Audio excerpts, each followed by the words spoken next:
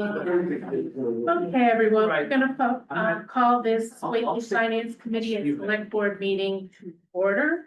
It's Wednesday, February 25th at 5 o'clock. I'd like to call the Whately Select Board meeting to order at 5 o'clock.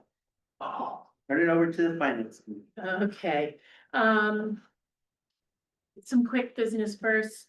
Does anyone wanna supply a motion for approving our last minutes? I'll make a motion to approve the meeting minutes from our previous meeting. Is there any discussion? Hearing no discussion, we'll go to a vote. All those in favor of approving the February 4th, 2026 minutes? Hey, Aye. It's unanimous. So now we're gonna be moving on. Select board needs to do. What's Oh, up, we're okay. gonna do ours when. But that we do ours during When our- our meeting. No, I had it so that you would do Okay. it jointly. Either way. It's the same meeting minutes. Oh, okay, as they do? Yeah, because it was the joint, it was meeting minutes of the joint Community, session. school committee used to call order too, we posted it, it's just, so we have a forum. Oh, okay, So, if Bob would just call order, call to order. Calls to order. There you go. Hey, fine, so we're not bringing it. thank you. We're trying to get somebody from New Zealand to come on, is this all set up here? Yep, Okay, I just sent them the link, with the person, yeah, our consultant. what's their name? Henry. Okay, not yet. Oh, I just sent them I took a picture and sent the link to her. If you didn't have it. I mean, Yeah, select board, I would approve the minutes um, of the previous meeting, February. February 4th. Was that a motion? Yes, that was a motion. Second. all those in favor? Aye. Aye. Aye. You're so used to the roll call. All right, Apparently I'm just. all right, good. Keep us in line, thank you. okay, so back to the finance committee. We'll be starting our discussion on operating budgets. If we want to take these in the order listed. Well, let's take the senior center and then we can go to school. Now, no one's, This is, are you gonna be doing the senior center or? No, Jen is Oh, online. she's on. Yep. Oh, okay. I'm here. Okay, okay, Jen, so tell us about your budget. Okay, give me 1 second. Sorry. My computer is very slow at this point in time. I think I've been asking it too many questions today. So our annual budget increase that we're asking for fiscal year 27. Pete, can you let me know if the one that I gave you is 444,000 or 449,112? Just 1 second while I open stuff. Thank you. My apologies. We've got 448, 912. 448, I'm sorry, go ahead. 448 even? 448, 912. 912. Okay, thank you. So we made an adjustment to get that cost. That's why I wasn't sure where we were at for potential electrical increase on that potential space. So good evening for those of you who don't know me. I don't know all the faces in your crowd either. My name is Jennifer Ferrara. I'm the director of the South County Senior Center, of which Joyce Palmer Fortune is also our chair for our Board of Oversight. So Joyce may be my backup if I need her. So the information that was emailed over for our budget has to do with the potential moving into 112 Amherst Road in Sunderland. Obviously that won't be decided until annual town meeting is completed for all 3 towns, but we submitted this with the the determination of yes, this will be successful because that is what we are hoping for. So I prepare our annual budget based on the Deerfield template. With the determination of the intermunicipal or the change of the intermunicipal agreement that was done by the 3 select boards for all three towns.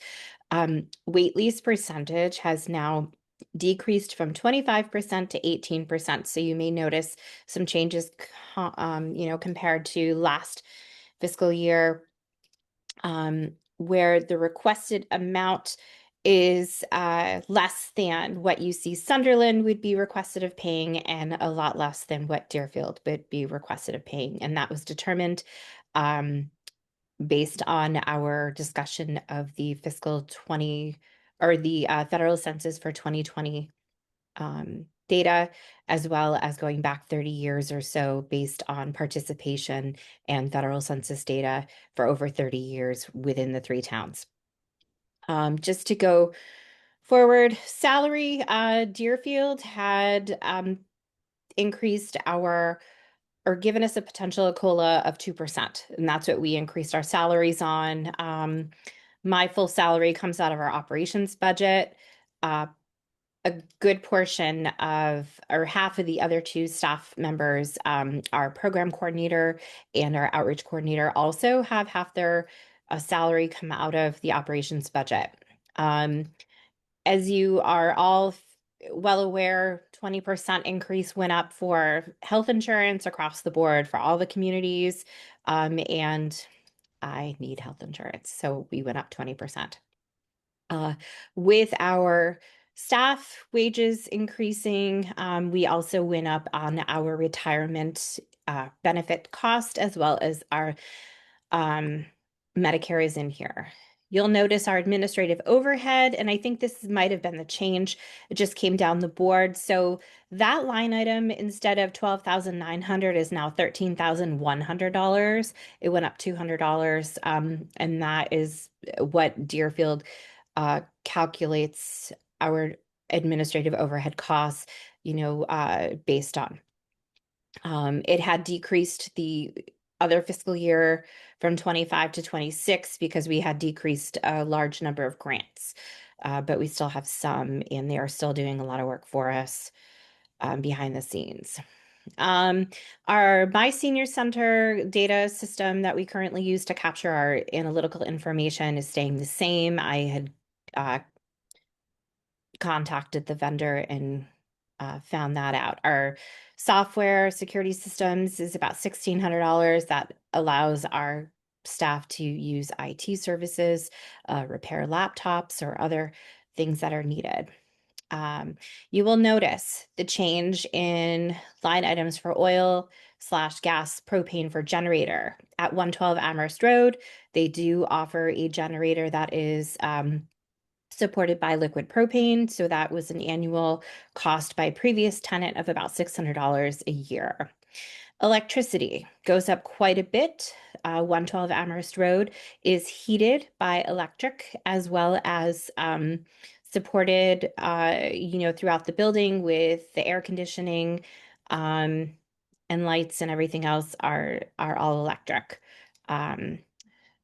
So we ballparked it at information we received from the owner based on former tenant use, as well as a member of community who also works at Eversource, who said to go on the higher side for around up to $4,000 a month, depending on, or $3,700 a month. So we were looking at, $3,700 to $4,000 a month. Obviously, we'll be able to determine that if we are moving in there, and next year's budget would be different. Janitorial services. Right now, we only have janitorial services coming into our 22 Amherst Road once a week at this point in time. We would need, with 7 bathrooms, two cleaners to come in twice a week, and that was estimated budgeted around $14,664,000 for the year. Water and sewer. The owner of the property would continue to pay that expense until we implemented or built in a commercial slash catering style kitchen in the facility. Until that happens, they are willing to pay those expenses, so that is zero. Repairs, like if we need a plumber or something else, that's something that, whatever needs to be purchased that the owner is not covering, we just put in $500. That could be minor things, rock salt, I don't know. I'm not gonna guess anymore. New broom, for crying out loud. Building security. So this location already has implemented into the building a security system. And I know this was brought up at the Capitol meeting that I was unable to attend, but the owner of the property is willing to put the capital improvement request into that cost. And that was around, I think, $14,000 or $15,000. This $1,439 was the estimate from the company that did the analyzation that was referred to us by Chief Dimitropoulos out of Sunderland that they utilize on a regular basis. $1,439 would be to monitor the system, and I believe also, whatever is included in that. I apologize, I don't have the quote in front of me, so I don't know all the deets. So as you may or may not know, we currently have 2 vehicles in our possession. We have a 2011 Ford Econo van that may need some, it needs some physical work. We have some dry rot going on by our door, so we're getting an estimate on that. So we're trying to determine what the cost might be. We are also looking at the potential donation of a van from the PVTA. It would obviously not be brand new, but we are in the process of looking at all of the details. That would be a straight donation. So if we were to have 3 vehicles, we would need to make sure we are able to maintain them. And more than likely, we would end up going down to 2, depending on, having one for backup. So that's in process, but with the cost of everything rising, if there were any needed repairs on any of the vehicles that we currently have in our possession, we wanted to play it safe. Obviously, we may come in lower than $4,500, but you never know what's going to happen. Moving to program expenses, our newsletter. As you may or may not know, we have over 718 new or total active members. We mail out over 305 newsletters 6 times a year. And with printing, and we also have a printer we have here on site that we use that's mostly for newsletter, but for also some additional printing items because the printers that we had at the center previously were very slow and we burnt it out, just to say the least. That we tried to have it repaired and it cannot be repaired anymore. So that cost is included in there. Staff mileage reimbursement. Sometimes we utilize the entire amount, sometimes we don't. That's pretty much for longer trips, like for our conferences, which are on the other side of the state typically. Miscellaneous program costs, ballparking around $3,000. That goes for our annual picnic, the cost of the tent, and any other unforeseen expenditures that come up that doesn't have a category. We try not to utilize that, but sometimes there's costs that come up that are not categorized, and it's always good to play it safe and have a little bit of a buffer so we're not going to annual town meeting and asking for additional funding to pay.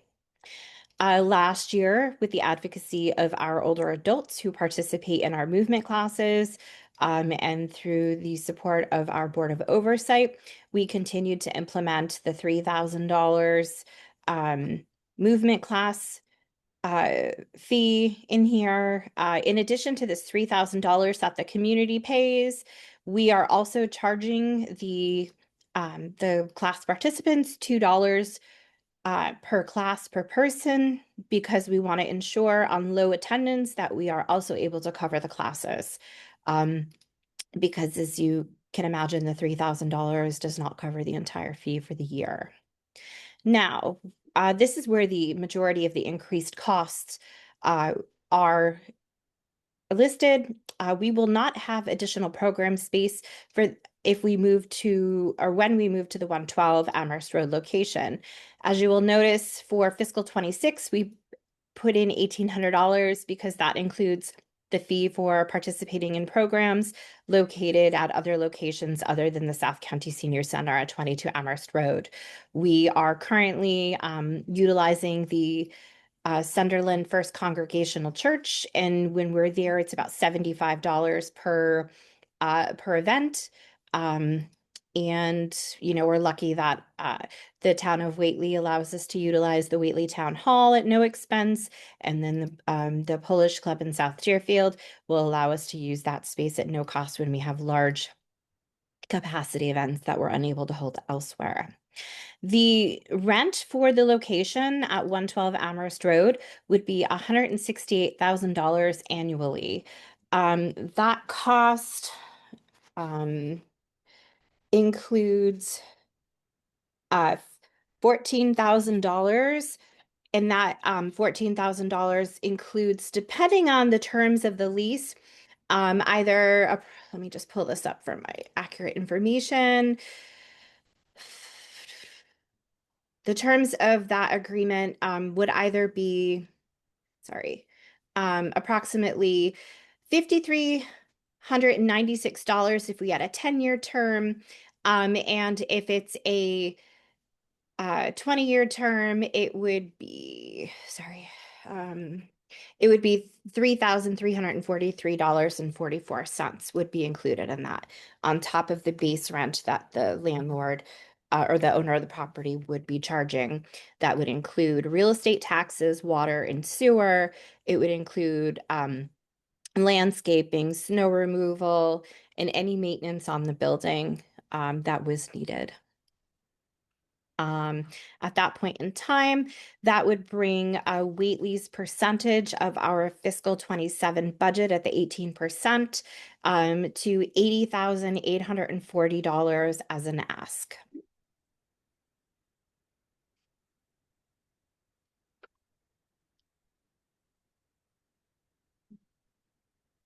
I am done with my part. If you have questions, I am happy to answer. Just writing that figure down. So did anybody here have any questions for Jennifer? I just had a point of clarification, and I may have misheard you on Sure. the electricity. How much per month? Anywhere between around $3,700 a month is what the previous tenant was utilizing, between $2,700 to $3,700 a month. And that they were a very tech-based operation. And one of the things that we have lined up, if we are able to move forward after all 3 annual town meetings in this location, is the top level of the space would mostly be utilized for movement classes, which are majority, certain days of the week. After that space is utilized for those events, we would be able to bar it off with the security system, so we wouldn't have any wandering seniors. And our staff, we have one staff member whose office would be up there, but because we'd be rotating at the reception desk and other locations for other programs, we may not be up there all the time. So we would, hopefully be able to reduce the costs. Also on that electrical piece, also just so everyone here is aware, the owner of the property recently had Mass Saves go through to see if they could do any other modifications to the building, and I believe the building currently is at a really high standard from what I was told. So I do know that they're taking that seriously in regards to making it energy efficient.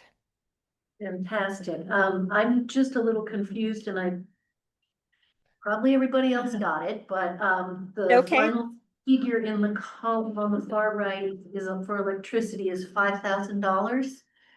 No, the column for the electricity was hold on, 48,000.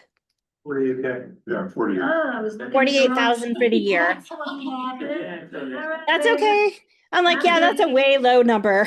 I was like, why are you saying per month when it looks like it's per year?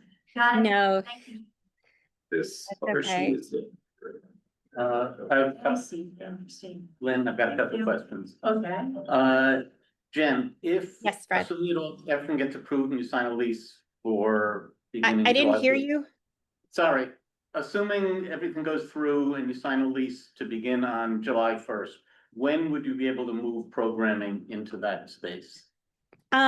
So the renovations that would need to be completed before we could move in would probably take a few months. So I don't know if we would be moving in per se in September, October timeframe. I do not know what the negotiation would be as to whether or not we would, currently maintain this space, pay this rent, not pay that rent until, it's available for us to move into.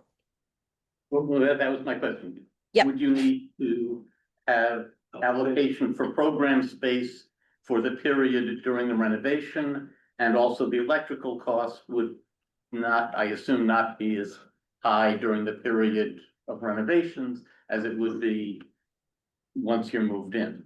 Correct. So if we look at what we're paying currently at 22 Amherst Road, we would probably be paying around $2,000 a month to maintain this space if, once we go into July 1st. We haven't had the discussions with the property owner as to what that looks like and for the transition period, but that is a question that we are going to be asking because you are not the first person to pose that.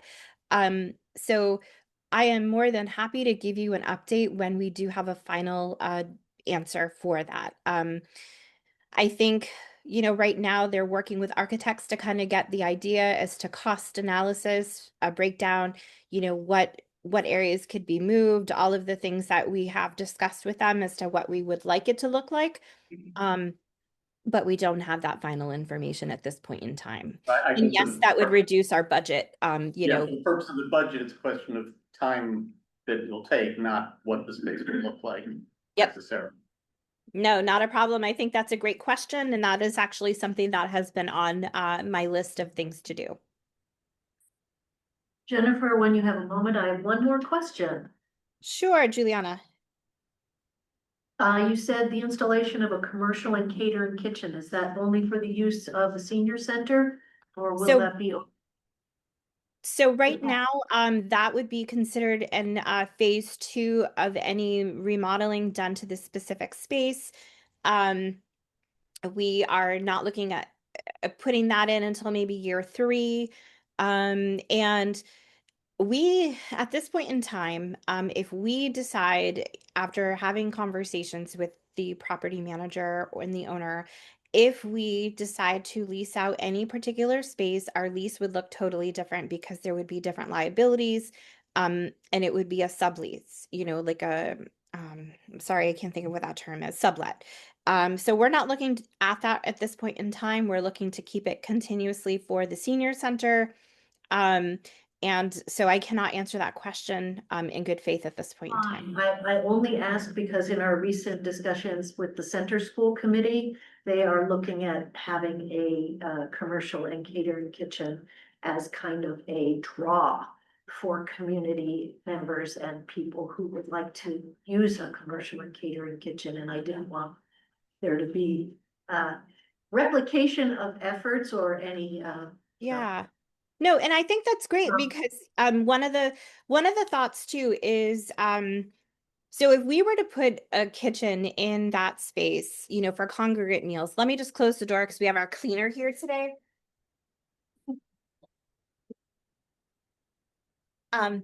So one of the questions that, or things that we've thought about is how would that work for us? Because right now we're currently offering grab and go meals through LifePath. Previously, when the space at 67 North Main Street in South Deerfield was being utilized before COVID, they were offering congregate meals on a regular basis. A lot of seniors have asked to go back to that, but at the same time, we're noticing a decline in numbers for meals being provided. Congregate meals would also be based on that grab and go meal selection. So knowing that you could potentially maybe host an event over at the center school and potentially utilize the South Deerfield First Congregational Church with their renovated kitchen, we could potentially do meals at sites like that for larger meals per se. Like we're utilizing the Polish Club right now at no cost to us. But long term, I think we'd have to ask the population as to what they want to see in regards to the senior center, and that. Um, it's been brought to my attention that that was a really big draw at the time the senior center was active, but at the same time, I'd also like to share that the membership population was limited, and we've increased membership from around 260 active members to over 700. So I don't think anywhere at this point in time is going to be able to hold all 700 at one seating if that were to occur. Thank you. Okay, but we want to address the capital plan is at this time too. Before we Fred? clear. Sorry, I just a had- couple more. Well, Gary, go first since I've already. Thank you, I appreciate that. Hey, Jen, Hi, Jerry. love the concept. Still a little concerned relative to where we are, and I know we're meeting on the 30th of March, I believe, Yes. right now. But a couple thoughts come to mind for me. When we increase the operating budget $200,000, but we're not changing the level of program expense relative to what we're doing, that feels like that's an area we might want to revisit. Second, relative to who's negotiating the lease with the owner, I think it would be helpful for the finance committee to have some input on that. And I've offered to do that in the past and would still like to go forward with that, but I think the negotiation of a 10-year or potentially, as you're saying, a 20-year term needs some focus by a group of people that have an understanding of it, and B, can really help guide what these operating terms are. Typically, as you're pointing out, the landlord pays for landscaping, snow removal, building repairs, etc. But how we're taking the improvements and factoring them back into the lease as a lease payment, particularly when you add in the $1 million estimate for the commercial kitchen, which is not inuring to the benefit of the towns. It's going to inure to the benefit of the owner, because we don't own this building. I think all that needs to be just very carefully managed. So I'd like to suggest that as a possibility. Can I answer your questions or you still have more? No, the other concern I would have is that if we're gonna put the movement class on the top level, I believe we have to address still the elevator situation, because you can't put seniors up on the top level. Can't even do it with an elevator in the event of an emergency. But you can't get them up the stairs potentially. And that space has got to be ADA accessible, which the current elevator cannot service. And that's another, currently an elevator is probably 300 rand. And so as we think through these different components, I'm just suggesting it would be helpful to see perhaps a multi-step, since we're talking about phases, what that would cost the towns. And then also work to narrow down any of these potential questions that are still open relative to the budget costs. Perhaps not before a meeting on March 30th, but certainly before we get to the point of finalizing the operating budget for the town. Yeah, no, I understand. To answer your first question, so in I don't know if you've had the opportunity to review our initial slides. We currently have them up on our southcountyseniorcenter.org website. If you look under Envisioning the Future, 112 Amherst Road, we have our entire slide presentation there where we go over the cost analysis. And when we did a cost analysis of our program coordinator's time, we ballparked around $6,100 worth of his time is spent in traveling, preparing to go off site to the multiple locations that we're at. That's not including my time as well as our outreach coordinator's time, as we also support that. So we are looking to put programs concurrently instead of increasing staff costs. We're looking to better utilize staff time. So our budget would stay the same in regards to that, because a lot of the programming that we were offering before was supported by grant funding, not even the town money at that point in time, or the formula fund grant from the state that we receive each year. So to answer your next question, In regards to the lease negotiation, no lease negotiations are currently occurring. We've been having informational sessions where we've been asking questions as to what would be included into the base rent, etc. That information was provided so we could give accurate or ballpark information in regards to our community forums and with the walkthroughs at 112 Amherst Road. We were also handing out little informational pieces, flyers with frequently asked questions, as well as what, the base rent would cover, and going the phase one for the $500,000 commercial kitchen. To counter your commentary about the $1 million for a commercial kitchen, nothing is set in stone as to what that commercial kitchen would cost.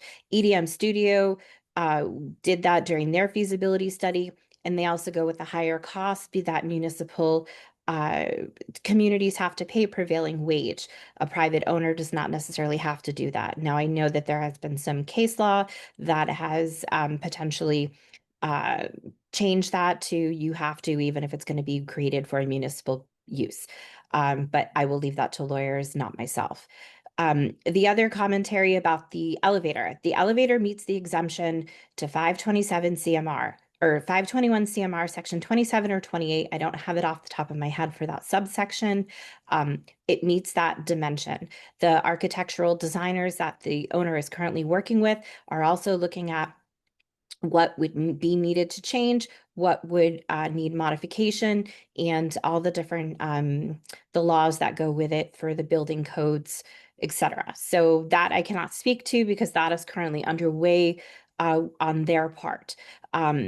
So while we've been having informative conversations, all that information has been provided to the Board of Oversight through myself, through Joyce Palmer Fortune at our Board of Oversight meetings. Our next one is going to be March 19th, which is also our next community forum at 6 p.m. at Frontier.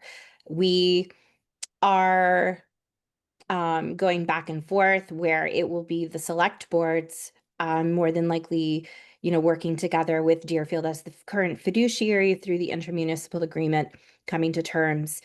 Because as we all know, while we can do what we would like to get the annual town meeting vote, an RFP also has to be put out regarding a lease. So, if you'd like to stay on that track, that's great. I'm happy to hear it. You've given some great information as we've been through this process.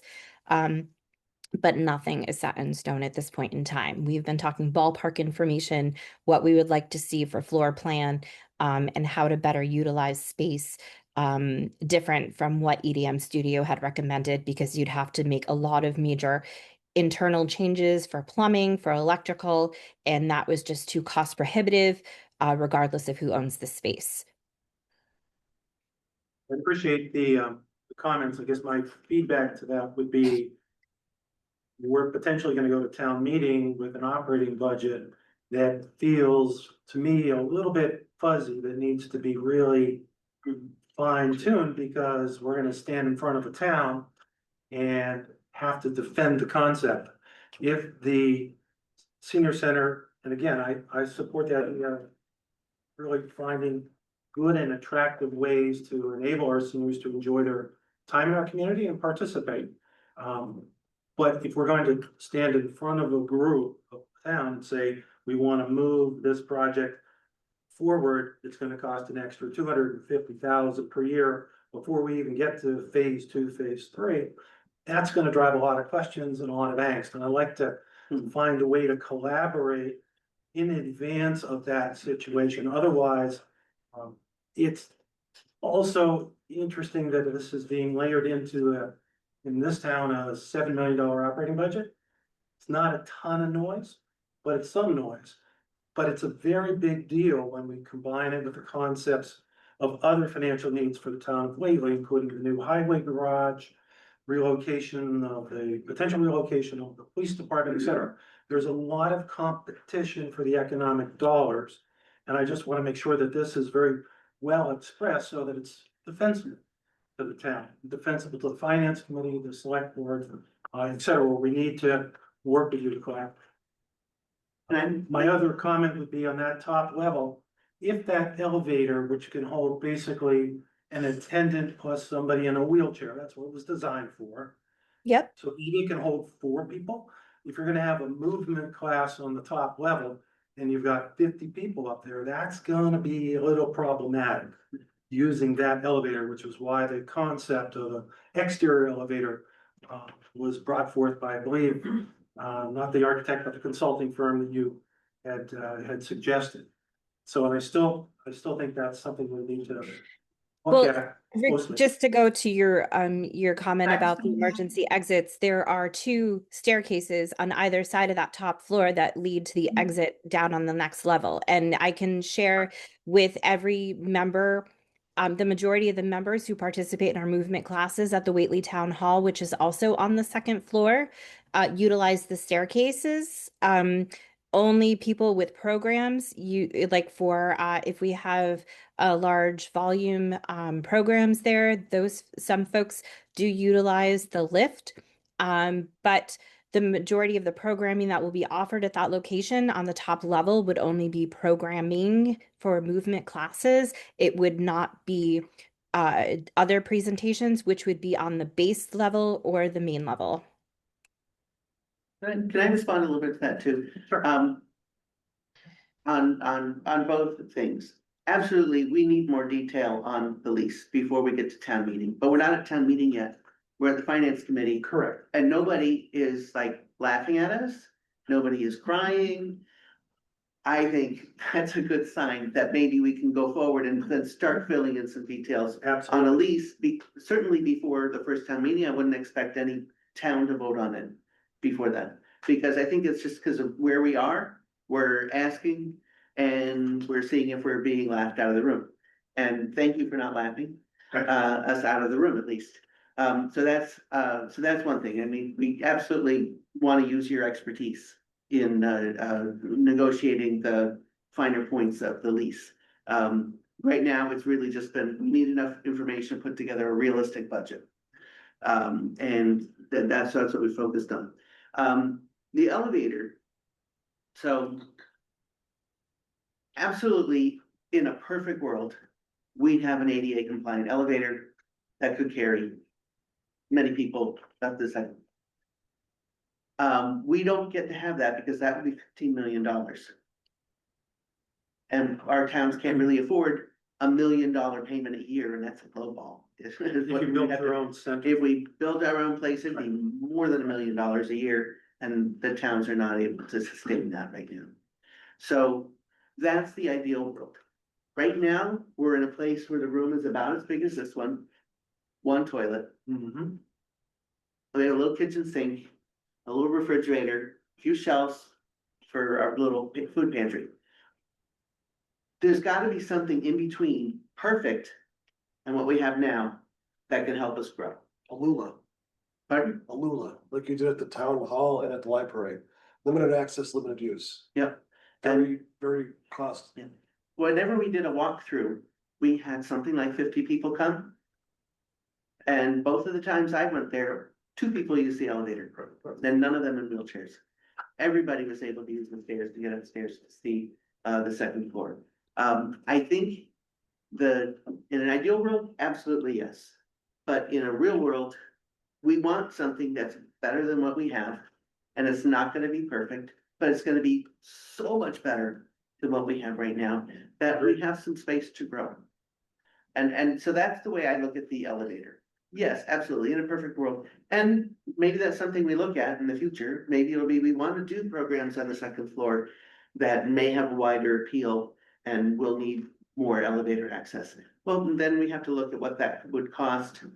And I'm sure it'll be a lot of money, but maybe there'll be a way to do it in the future. But I really want to get our foot in the door. And be Can I able just make to. one comment about what I like what you're saying. I mean, it's like, for example, Watermelon Wednesday frequently has 150 people come. 4 or 5 people use the elevator. That's not an elevator, it's a Lula as well. Okay. Okay, whatever. Ahead of ourselves here, so. I'm just saying that the percentage of people who need the elevator, it's important that it's there, absolutely. but it doesn't need to provide access to the 50 or 100 or 50 people that are. Depending on how you program. Yep, The building code dictates the fire occupancy level of whatever. Percentage of how many people could be disabled. And they, because it's a senior, you have more percentage of people being disabled and how they get out in case of a fire. Okay, we're here I tonight. have a- Anyway, I have a No, quick fine, question. fine. I have a- Okay, about we've got some a of that. whole crowd of people, so we gotta get this thing Mine's moving a quick. little Mine's bit. Is there any budget for property insurance for this? There's no line item. That was gonna be my question. For property insurance, we Or currently, liability insurance Property also. insurance, yeah, both, yeah. so we currently, so I believe that's in our administrative costs, our administrative overhead costs, because Deerfield currently provides the insurance. I get my certificate of insurance for this building here, and that's included in my administrative overhead. Okay, a lot of believe. times landlords will require a special policy, listen, them additionally insured. So Yep, and that's what we have for this space as well. Okay, But I'm looking at the budget, you're showing 168,000 for administrative office, which is the 14,000 a month. Yes, but if you're looking at the top of the budget where it says administrative overhead, it might be $12,900 on your budget because I received a $200 increase from Holly Drake, the current town accountant for Deerfield. So Okay. if you see that at the That's all right. top, it's in the Okay. top section under the salary. That's why I missed it, because it's under salaries. Well, it's a little further down. It just has to go with administrative expenses that are not building related. So that's how we currently pay that. And we also, in like our van insurance, I believe is also covered, through that as well. So are we all set to move on here? We do have a capital request as well from you, Jen. Yep. I know there was some questions that were posed the last capital meeting. So, I did, take those into consideration and I would like to answer those if you would like, or if you would like to just go ahead and ask me additional questions prior. So Jen, that was at the capital improvement committee, that is a different body. so okay. this board Thank is you. not Haven't aware of heard the anything question. yet. Yeah, Okay. I wasn't at the previous meeting. I was sick, unfortunately. So, that's why I wasn't sure. yeah, so just for the benefit of the finance and select board, the questions that were raised were, one was the capital request includes furniture, but also security.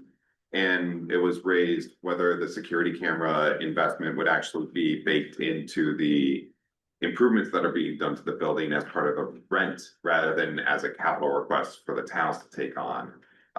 So that was one of the main questions. I forgot what the other question. The other question was regarding the furniture costs. If they couldn't meet that, what would we be Oh, doing? Would right. we reduce the cost or reduce the purchase?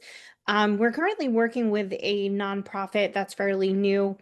The members are Tom Weidenkevitz, Alex Hirschenmutter, and JT Remillard. They formed a nonprofit called Building South County Communities. They are doing fundraising to help offset the costs for us moving into a potential new space, as well as any potential new programming.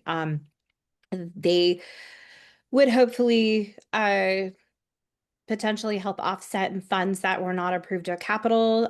But the purchase items the items that we were looking to purchase are higher quality, which would be long-term investment. So they wouldn't be something that would break, easily.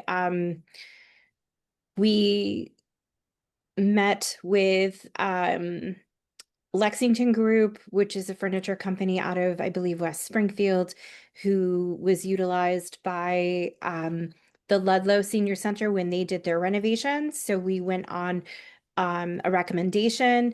We went on, approximations. $3,000 would be potentially to deliver the furniture, install, etc. Majority of it doesn't need to be put together. Some of it may. So, we wanted to leave that to the professionals, but we also know we are definitely working to help offset the cost with fundraising, which the 501c3 would be doing, the nonprofit. So that could potentially help with that. As regards to your first question, Sorry, Pete, my brain just went. Could you ask that one again? The security system. So when I spoke with the owner of the space, they're willing to put that in the build out costs. That would not be included in the, it would be included in the rent, but it would be in the build out portion. It wouldn't be in the rental, the base rent portion. As I mentioned before, while that structure or that system is there, we could potentially remove it from there, take the fobs, take the cameras, and utilize them somewhere else. But I don't think there's an issue with having that into the build out costs. Thanks, Jennifer.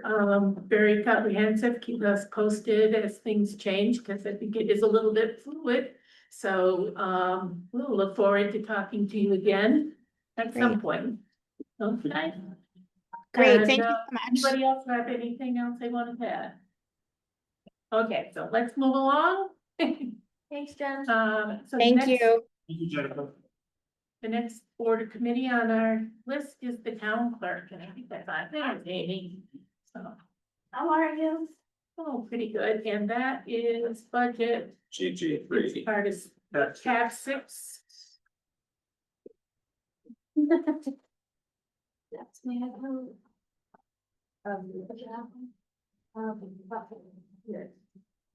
Everybody else set?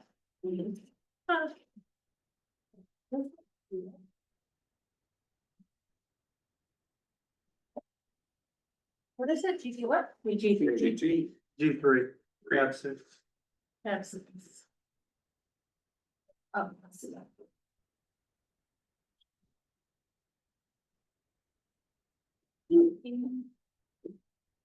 Hi, everybody.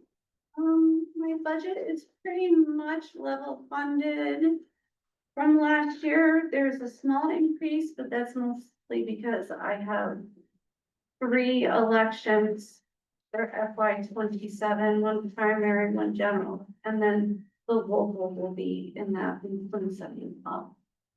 That's about it.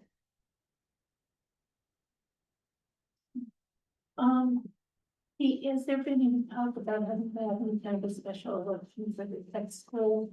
And when In that, October, but I have not heard anything, any dates or anything, or how any of that's going to go yet. and does I know we had a special election several years ago with the tech school, and if I remember correctly, tech school covered a lot of the costs.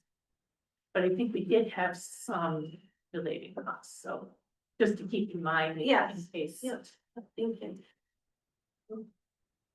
One question I have is, last year we zeroed out the dog tag allocation because that's supposed to come out of the revolving fund. Correct. So That's still in there. it should, I believe we should reduce that back to 0, correct? Yeah, I think we had a conversation about that, and I apologize, I thought it was pulled out. And dog software, isn't that paid out of revolving too? Yes, it should be. Your licensure does cover the costs. The total that you bring in would cover the cost for that. That'd be my question. Yes. How many dogs? How many dogs? 372. So that's $3,000. Yeah, I think that's why we $4,000, zeroed it out yeah. last year, Yeah. was because we were supposed to cover it through the. Yeah, so that can go in dog revolving. I mean, what's the equipment charge for 2,700? Equipment charge. That is for the tabulator that I For the what? for the tabulator that I got, right? Tabulating the ballots. Hold on, sorry. It's an electric tabulator. Got it.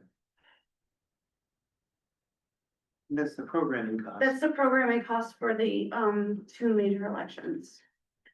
And the annual fee. So this is always going to be in there moving forward? No, it depends on elections. Yep. So in When those occur. 2027, I won't have that cost because I won't be using it. The 2,700 is under equipment, and there's also an election programming line. which, Well, we don't, you have the auto mark that has to be programmed, so. Yeah, there's a. okay, I'm just wondering if, Thank you, if Lynn. it's if it's equipment, it should be capital, if it's programming, it should be. Programmed. Okay, so Technically, that. both of them are programming. Back to then they should be under Jerry's, the same line item. Not one equipment, one programming. back to Jerry's question though, just to confirm, the reason why Amy's saying it would be dependent is there are years where it's only a local election and we don't use the. And we won't use the, right. we won't It's only use used for state or federal. Thank you. Anybody else have any questions on Amy's budget? Thank you. Thank you. I'm happy I made it on time. It's been a heck of an afternoon. Thanks, everybody. Okay, Thank you. sign the agenda here. D16. Next is Conservation Commission, Scott. It is tab 6, GG 16.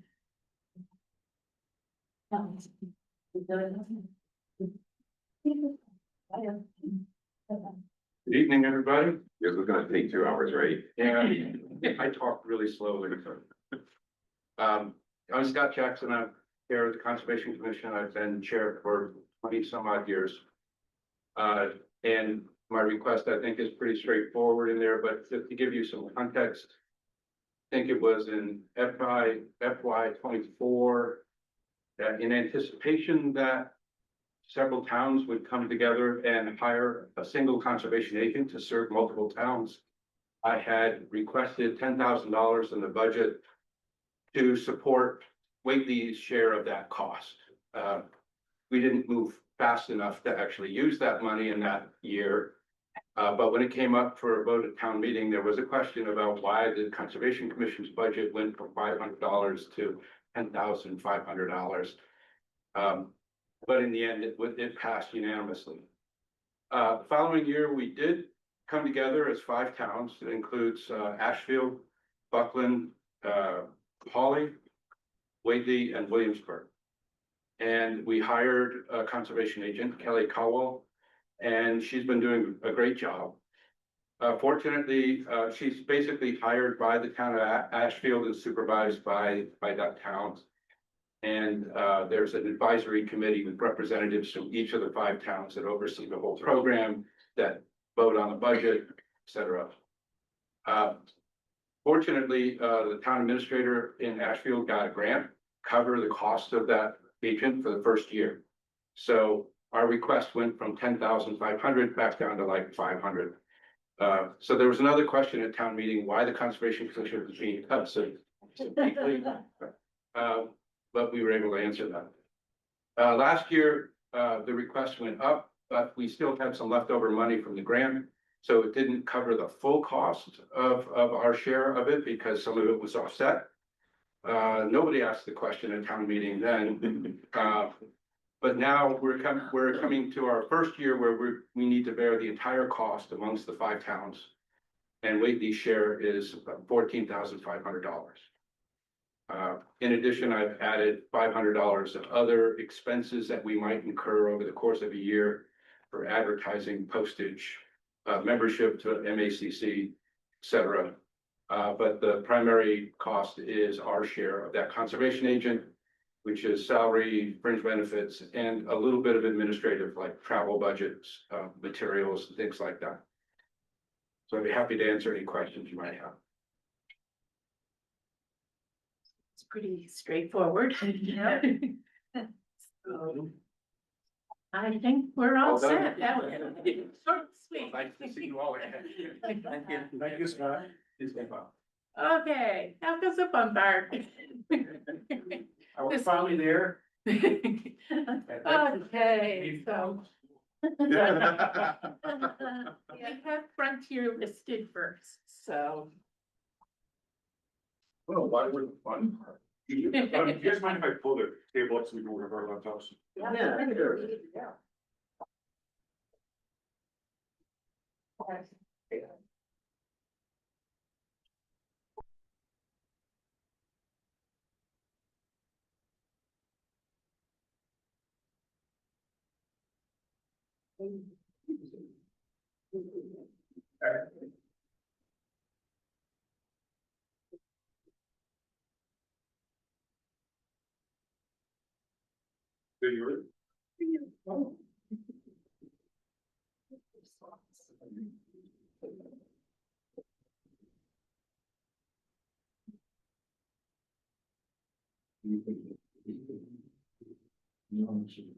All right, those who haven't met me, I'm Darius Modesto, the superintendent of schools.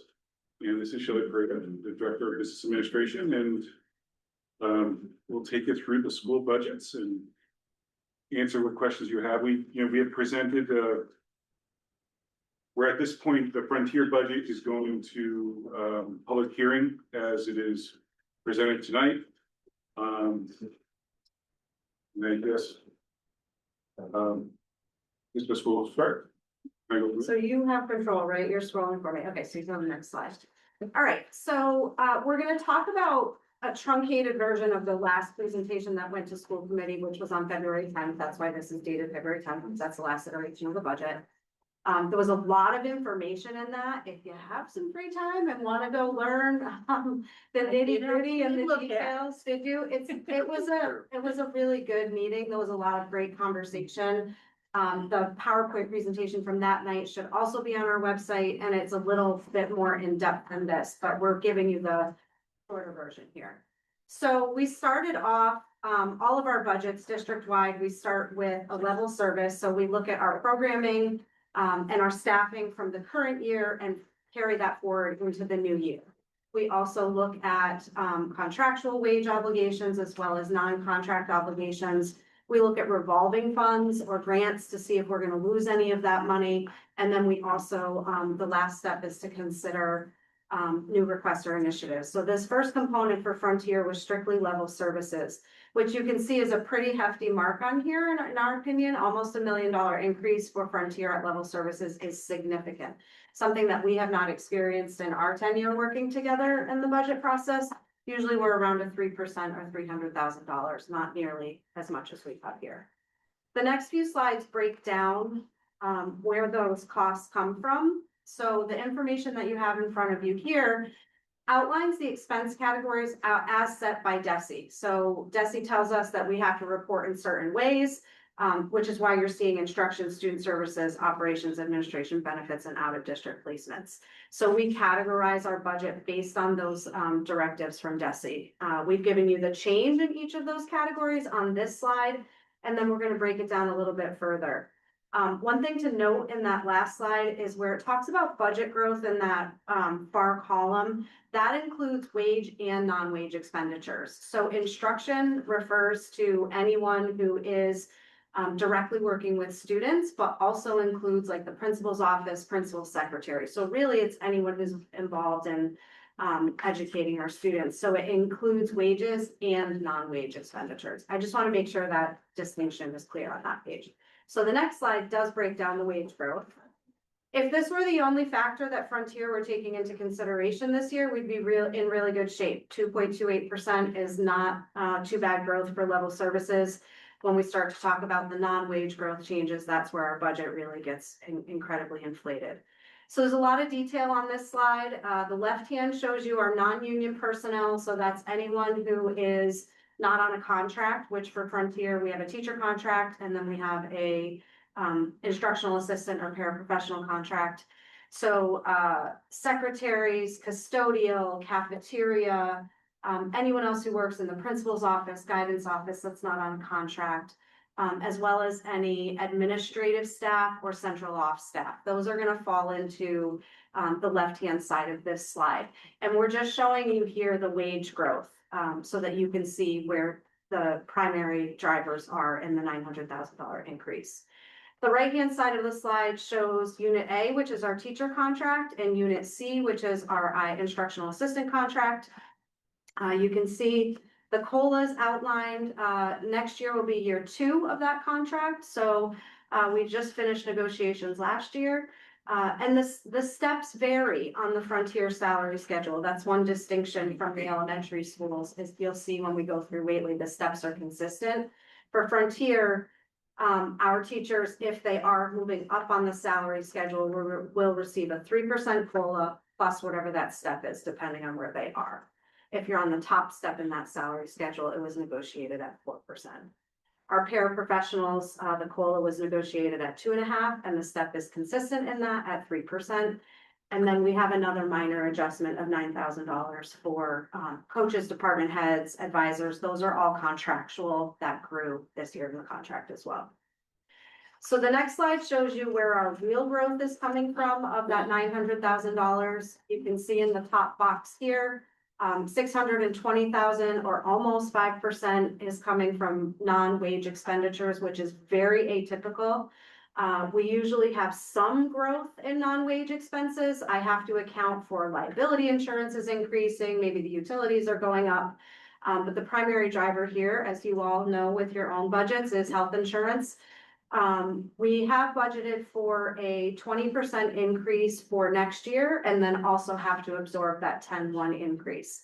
The trust did pass today less than 20% when they had their IAC meeting. So we'll be talking with school committee about what those adjustments could look like and what it means for the assessment, but we are presenting you the last budget that school committee reviewed and is moving forward to public hearing.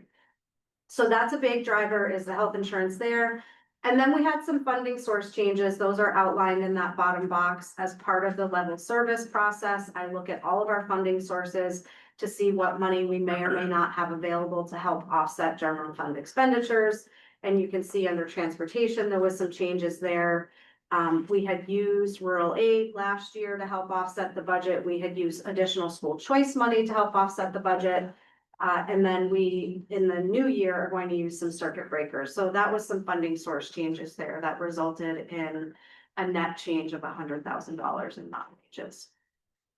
So the next slide just brings us back, recap. I know I gave you a lot of information, so I just want to keep bringing up the point that we were at that 6.95% for level services, not adding any new staffing, not adding any new programming, just really accounting for wage increases and then primarily that health insurance growth. So, let's look at the assessment. You can go down a couple of slides.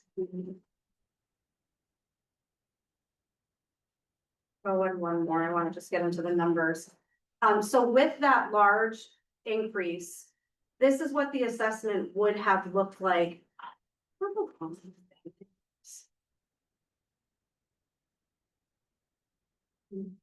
Sorry. We were skipping ahead over this. My apologies.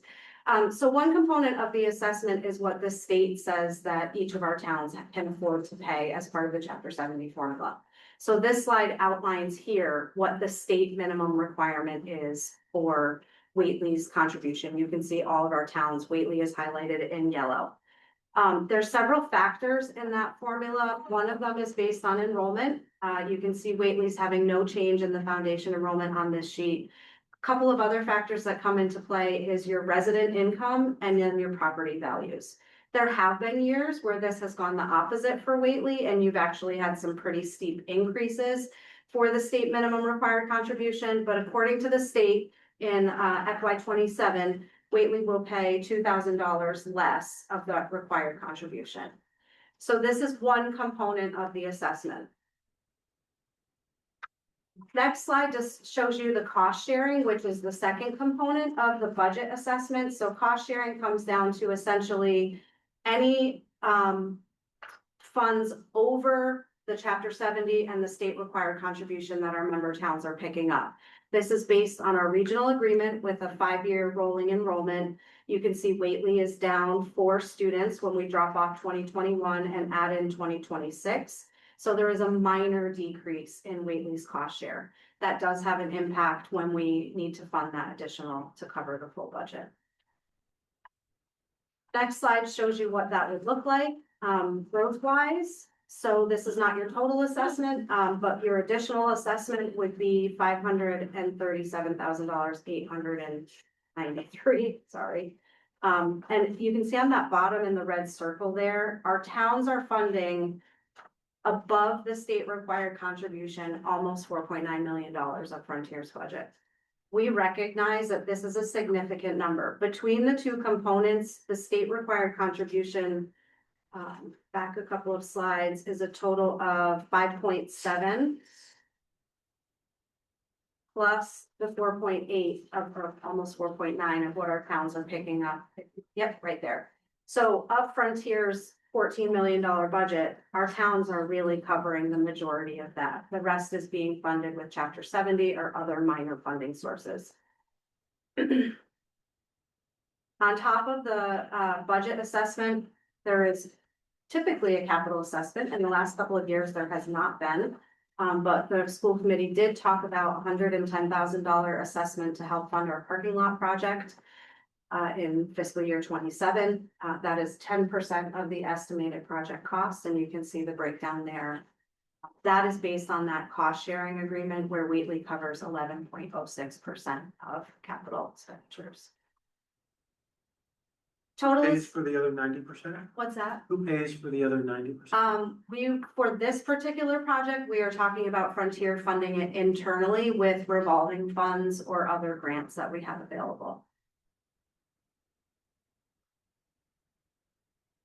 Capital projects sort of vary year to year where we've, if it was only $100,000 that we've needed, we might have asked the 4 towns to fund that fully, but we recognize that this is a significant expense on top of everything else.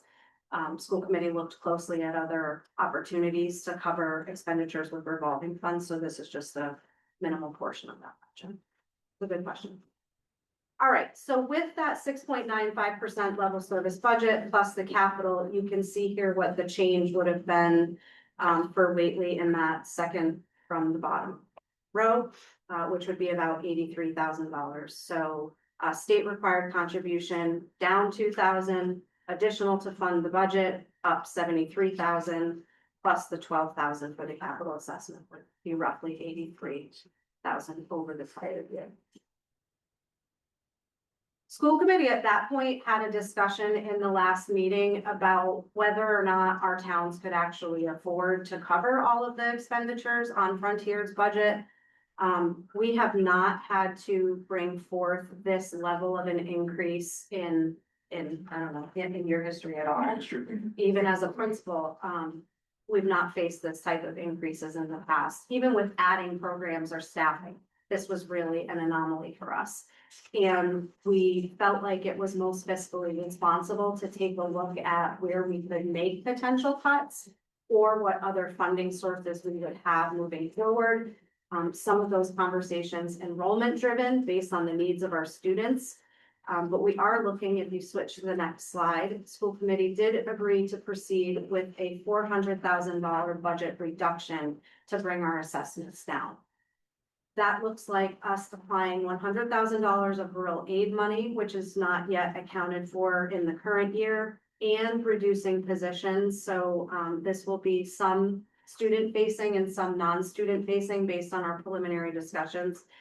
For a total of $300,000, which is 6 to 7 positions, depending on what the outcome of that is. School committee hasn't discussed that yet. That will come up at our next meeting. But the general consensus was that we needed to make some change so that we could make our budget more affordable. Can you get more rural aid and not have to eliminate as many positions? We cannot get rural aid. Talk about rural aid. So we essentially try to spend rural aid in the rear, meaning we spend this year's rural aid on next year's budget and so on and so forth. We try not to spend the year it comes in, or else we had this year, we lost 25% of the rural aid. And if we had applied that all to the budget ahead, we would have been in a deficit. Some of our neighboring districts and towns have done that and then have to start off their school year doing cuts because the state decided to not fully fund or reduced by the time they got through their town meetings and such. So, we really tried at Frontier to apply rural aid to one-off, capital projects, those kind of things. That's why we talk about, the capital projects not being sent to the town. We'll be using things like rural aid, school choice, things where you aren't depending on it year to year to reduce the costs of the town. So, from one silo to the other. So less capital projects, a little bit more, in the budget, that kind of thing. So, So rural aid is subject to appropriation at the state level. it was cut in this year, and I think the governor has it in for level funding or a slight Yeah, increase. the governor has it, it was funded at, I mean, it was, the governor had it at 16 million last year. They funded it 25% less than that. In this particular budget, she's requested 20 million, so she's increasing it by 4 million.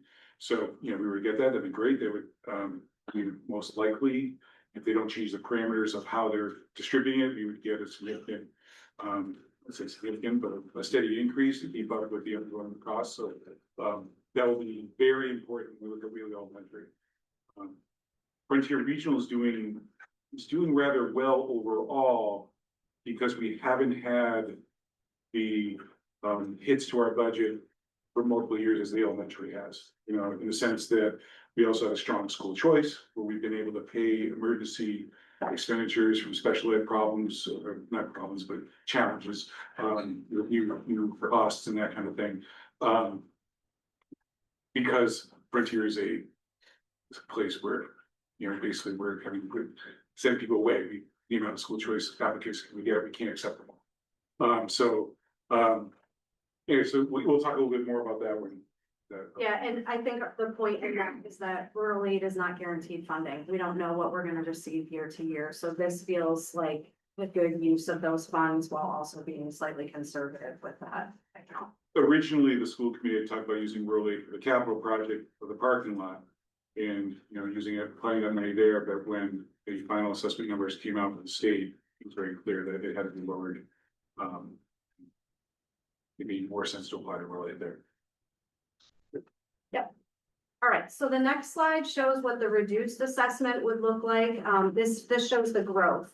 So at a 3.94% budget, which is 523,000 over fiscal year 26, after taking into consideration rural aid and $300,000 of position cuts, Whately's assessment drops down to just shy of $40,000.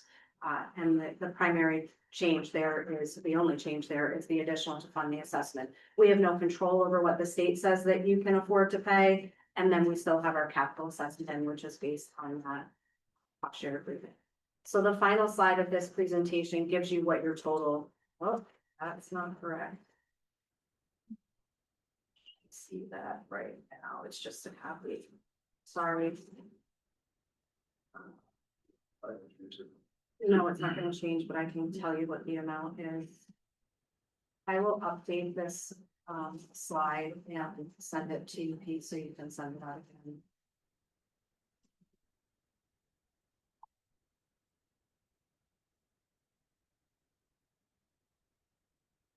I think we have, it's the 10,265,000.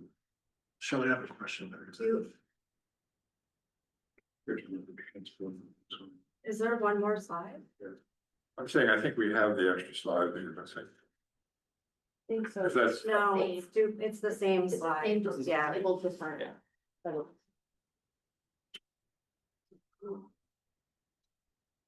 I know that. You copy a slide and then you forget to update it. That's exactly how that happens. Okay, so let's see. So the total assessment. Oh, because you're in the PowerPoint.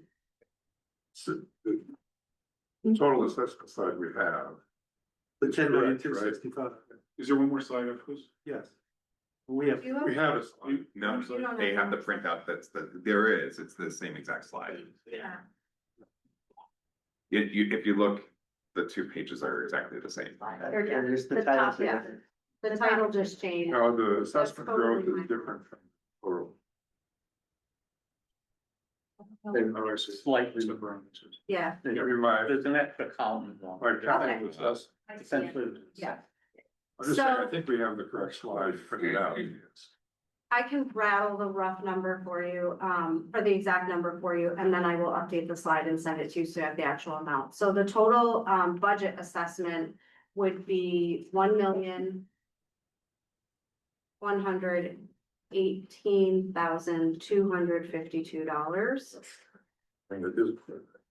Oh, when it goes down, they love it. Yeah, yeah. That's a little Well, bit. that's- Is that Yeah, with? because of the whole- That's the Whately, That's Yeah. Whately the portion. budget, and then there would be, the 12,000. So that one gets you- Oh, hundred so it twenty. does bring. Let's get it That up brings you back up to 130. 130. So Yeah. what is the number for level funded? Does that add up? You don't, they don't. Missing that? Right? Oh, you do have that. Why is mine different? I am confusing everything. You are right. You do have it. It is the 1,130,377,000. All right. My goodness. Julie, what is the number for the level funded with over fiscal 26? I don't find that number of total. I see the increase, but I don't see the numbers. It added up somewhere. No. The number, ask me again. What is the number? Last year was $1,091,492. Level funding is. They gave us what the overage was, but what do they added together? Is that on a slide somewhere? The level funding, the total amount. We level funded. What's the big number? Frontier's big number? Whately's portion of the big number. It's the one on the last page. 130. Yeah, sorry, I'm. No, confusing. it's not. It's not that. It's not that. Ask your question again. Yeah. Cause I'm not following it either. Are you talking about before the cuts, what it would have been? Before the cuts, yes. Okay, That's the number. I see. Before the cuts, what is the number? Because you gave us what the overage It'll is, be- fully fund the budget. Be 400 times 18%, it'd be. Another 70,000 higher. I think it was, almost 80. Right, it would have, it was about 78, 88,000 increase, so, Yeah. 1162,343 plus the 12,125 for capital, so. Right here, additional assessment to fully fund the budget, 537,000. Right, that's Whately's portion to fully fund the budget based on the 6.95% at the level service. So that, This last year was 1.091. It's not that plus 537. That's what I'm confused about.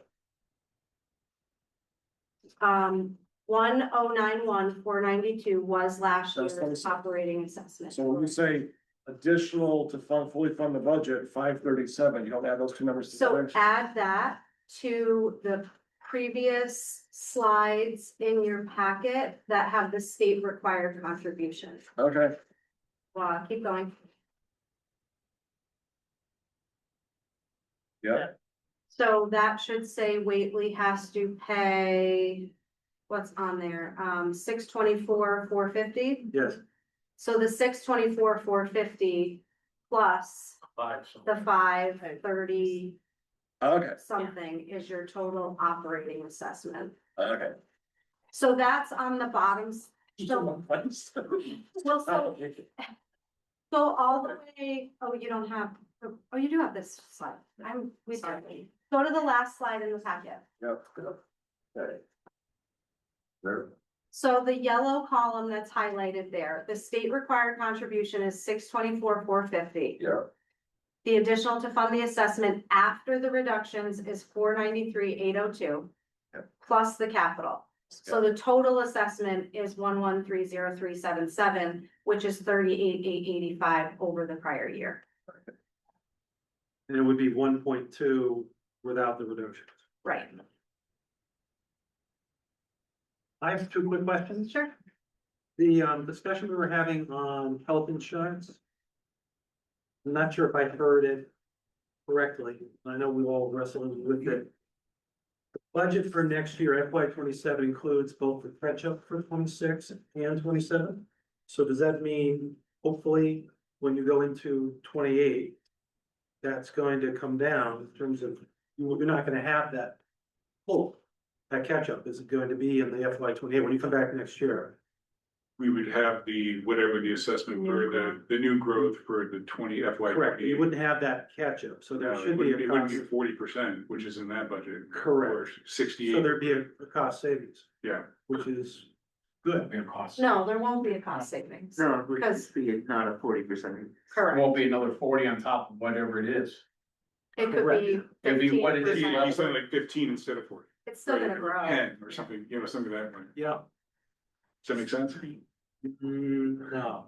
So because the October first, they increased it by 20%. Yes. We, at Frontier, paid for that out of. We paid for that out of a revolving account we were Right. fortunate to have. Got it. Neighboring districts had to do reductions because they didn't have, excess funds to cover that. Yep. So now you've got to take that cost and add it to the budget. Correct. And then we have next year's costs, which is actually gonna be lower than that 20%. So the school committee still has some decision to do. So you might see some movement in this budget Yep. or movement in the capital request. The school committee is gonna talk about that. So this is not dead in stone, but it would only go down. Correct. On that particular thing. So those discussions have to be happened by school. But the 20% from October first is not a one-time cost, it's.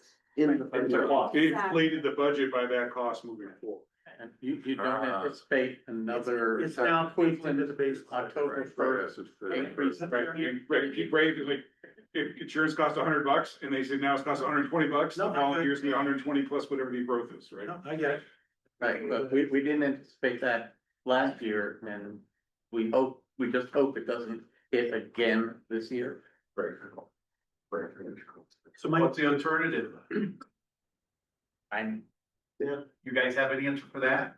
Yeah. The only alternative would be to budget more in anticipation and hope that you don't have to spend it. That'd be the only alternative. Right. Right, I mean, so I don't know if you You're want, not crazy. do you want me to go off the track to talk about transfer mint? Because Shelley and I have been doing a lot of work on that as well. We're actually gonna be talking about it later as well, Okay. so we might as Yeah. well, Yeah. So- go ahead. So the trust is gone through a lot of changes this fall, as you've probably keeping up with, and their new consultant leadership. Is brought forward a new plan that was released today, that we're gonna have to work together to get our get union buy-in and that kind of stuff. We just got the phone this afternoon with our attorney to get that set up, but I'll send the information over to you.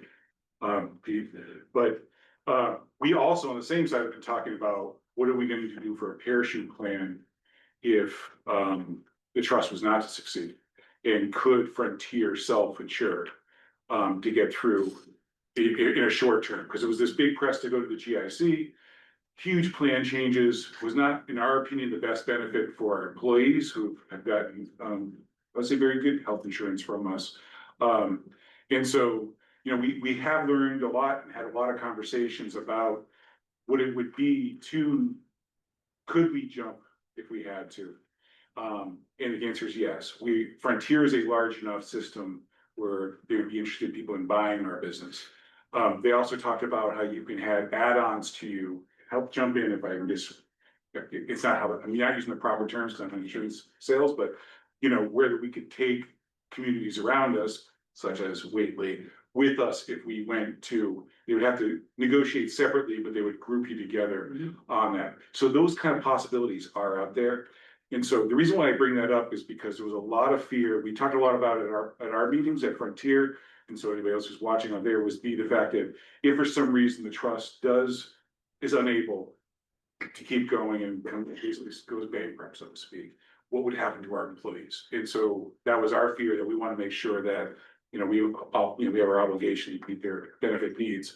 And that is very doable, because of the size of what Frontier's at. And there are people out there, brokers out there that are be willing to do that. So that's just kind of in general, and also just kind of, very happy that the trust came back today with a much lower number than 20%. We put in a very conservative number, and I'm not sure if Pete did the same very conservative number. If we can, bring that down, obviously, that would be.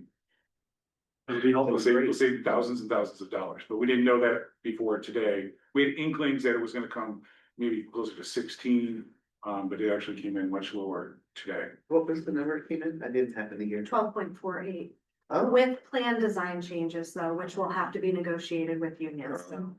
That's where, select board will have to. It has to get negotiated, and when, according to the law, any savings, 25% of that savings has to go back to the union.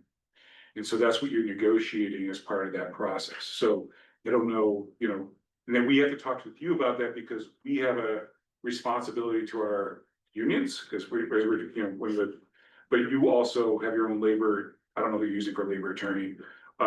But you're gonna have to get them involved to make sure you follow the process. But our labor attorney, we have to, Frontier is its own town, is the best way to look at it. We are already working, already got that ball in motion with our labor attorney to start outlining, that we have to set up meetings. There's takes multiple meetings.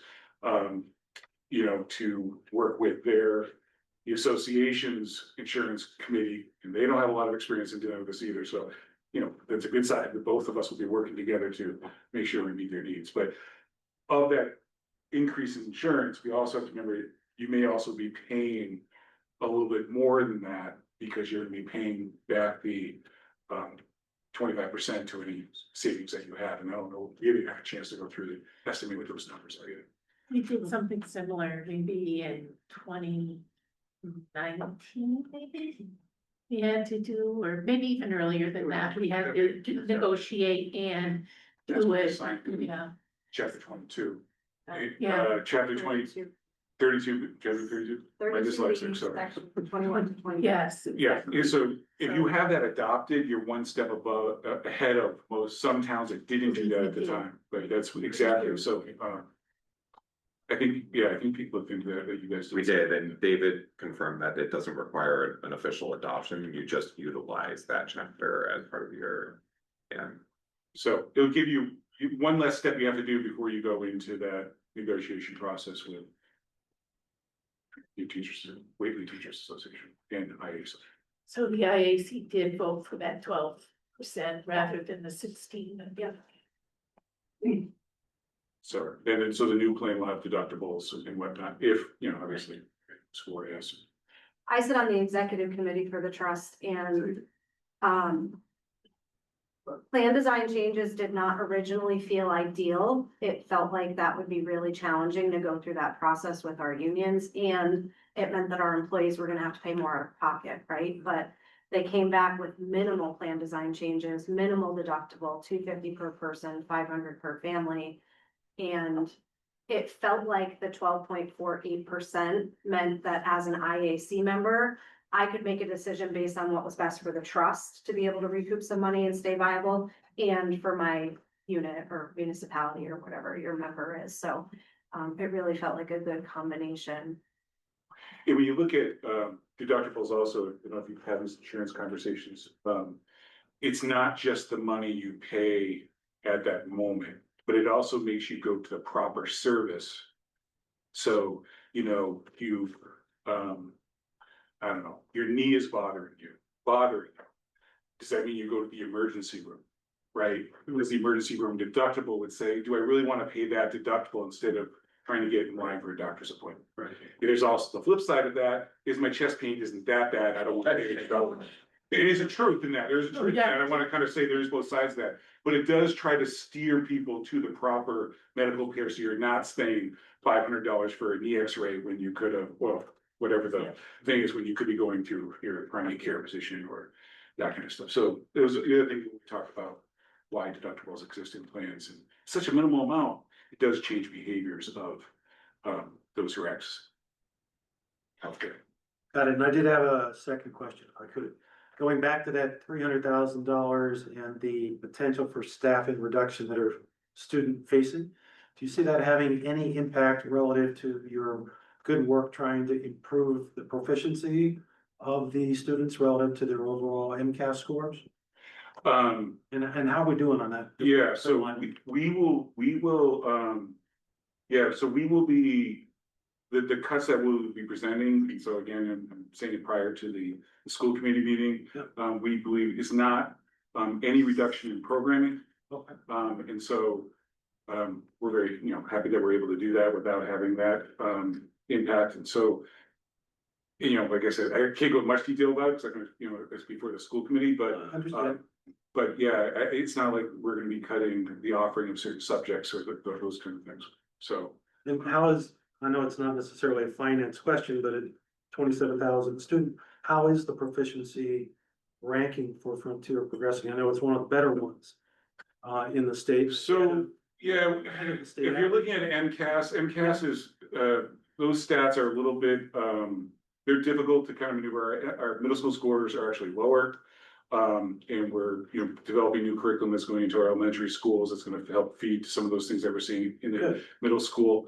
High school, we're still, this year was tough to kind of now to look at it because they didn't make the test didn't count. And so we saw a huge drop off where we already, I felt, struggled in writing. We saw a huge drop off where kids didn't do the writing part because it didn't count. And if you, unless you were going for the Adams Scholarship, which is a scholarship that's connected to, top performers on the test, why did it matter? Why did I have to finish it? It's not used for college, it's not used for, so there is, when you talk about a class of, the class last year that took it is a smaller class, 60-something students in it. Well, 10 students do that, make that decision, that has a huge number in that scoring range. So we're trying to decipher, and they don't provide us with we can't actually look at the written example. We used to be able to go in and say, what did you write? You wrote, I hate this test on the essay question, right? So clearly you didn't do well, or you were able to go in, they don't allow you to do that anymore. So you have to kind of extract that information differently now. So I can't really look at MCAS scores there. I mean, if you look at, saw a paper article last week about our AP scores, and our participation AP is up, and our AP scores, I suggest look it up online, if you get the recorder online. I mean, It's a great program. I mean, those scores are through the roof. Great. Our special ed programming that we're able to keep so many students in our buildings, and our arts programs still thriving, we're one of the few people that still have marching band, going to Yep, football still have a games music and program. doing that kind of stuff, and going to our basketball games, Yep. and doing their performances on top of that. It's just, so all that is really thriving. And a part of that kind of falls into, some people, are concerned about school choice numbers. And we're trying to get a balance of how many school choice we take. But the rounding out of our student population with school choice allows us to have all the additional programming, and also stops. And then again, if you watch we went into a long discussion about this at the Frontier School Committee meeting, but it also stops students from leaving. So our increase in school choice revenue, over the last 5 years since COVID, isn't just that we have more students coming in, we have far less going out, and far less going out to charter schools. And it's because of the programming that we're doing at the school, in my opinion. It's become, there may be also that going out isn't as attractive, it kind of goes in waves. It's like, what's popular, what are the parents talking about, that kind of thing. And right now it's trying to get in Frontier. I think you'll see that our 7th grade class will be, at Frontier is not going to be accept all the school choice applicants by probably the biggest margin we've ever seen. We're talking like probably double-digit rejections that we aren't able to accept because of space. We're not gonna create new sections and cost additional monies, outside of it. So yeah, a lot of moving parts on that. Very helpful. Darius, I just have a quick question. Has staffing levels been pretty much even for the last 3, 4, 5 years? Number of staff? Yeah, And how is enrollment stayed the same? it's gone slightly down. 2 years ago to a meeting, you said you saw a decline in enrollment. Yeah. And I'm assuming you're losing quite a few to the tech school, a bigger percentage. Right, so that's a balance that's tough for us to, again, we start looking at the numbers. So we take students in, so we take our residents and choice students in 7th grade. We don't know how many of them are gonna leave tech school. So sometimes we lose school choice students who have taken up spots to want to go to tech, and then we lose our own. The tech school has grown. They don't really talk about that in their presentations because they say, oh, we're static, we're not gonna be as big. I don't know if they've done their building presentation for you guys yet. But the tech school itself has grown about 100 students in the last 7 years. Around 2019, they decided to increase their overall population of the tech school. So they're actually, as the county got smaller, they actually got a little bit bigger, I think lining up for their build project to get to where they wanted to be for that size. So they've actually increased, so we've seen more students leave. I think we went from low teens going to tech to high teens going to tech from our residents. When I say teens, meaning like we were sending like 12 to 13 were going to tech, and that was probably principal back in 2018. To now we're probably sending 17 to 18 going to tech. So yeah, so you are seeing. But overall, your enrollment for the whole school is staying about the same year to year. It's been pretty stagnant. It's, Just- yeah, Filling in the school choice, so it's Yeah. about the same. Okay. right. So the ratio of staff to school is about the same. staff to. Staff to student ratio. Yes, It's pretty it's consistent. gone down slightly. We were mid 630-ish. We're down like 610, Okay. 6.5 right now. So, but it's come down. I mean, it's almost a classroom size, so we're keeping an eye on that. And if we have added staff, because we certainly have enhanced some staff, particularly since COVID, we've looked at other funding sources so that it doesn't impact our Okay. general fund. So we've we had- have several new positions that are funded from multi-year grants. Okay, Julia? What is the cost now, for school choice, if one of our students goes out of school? Or someone comes into. So it's a base fee of $5,000. So And for the charter school? at charter schools, we pay about a little over $20,000.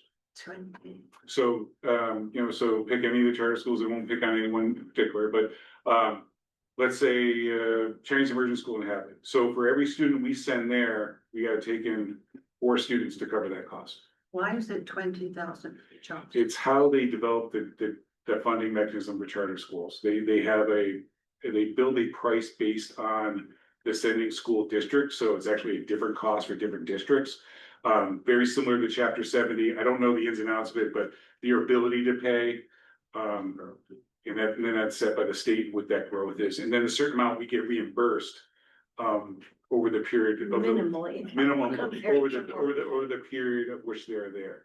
So school choice, we get $5,000 per student, but that doesn't include sped increment claims, so special education. So let's say I'm a school choice student and I receive speech services.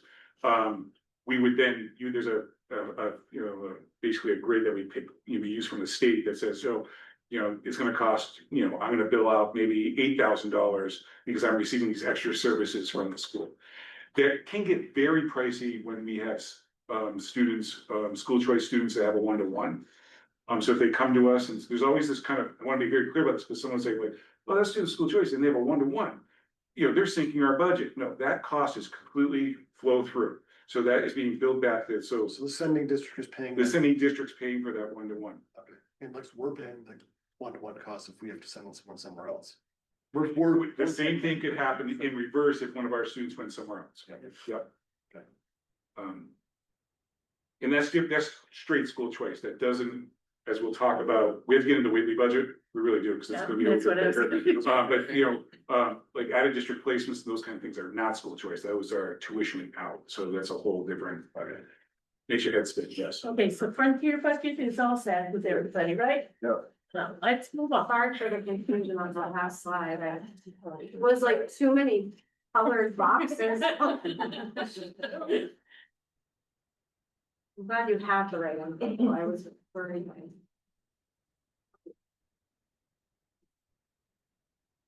Okay, so the theme here is gonna be for Whately similar to Frontier. We're gonna start by talking about level services.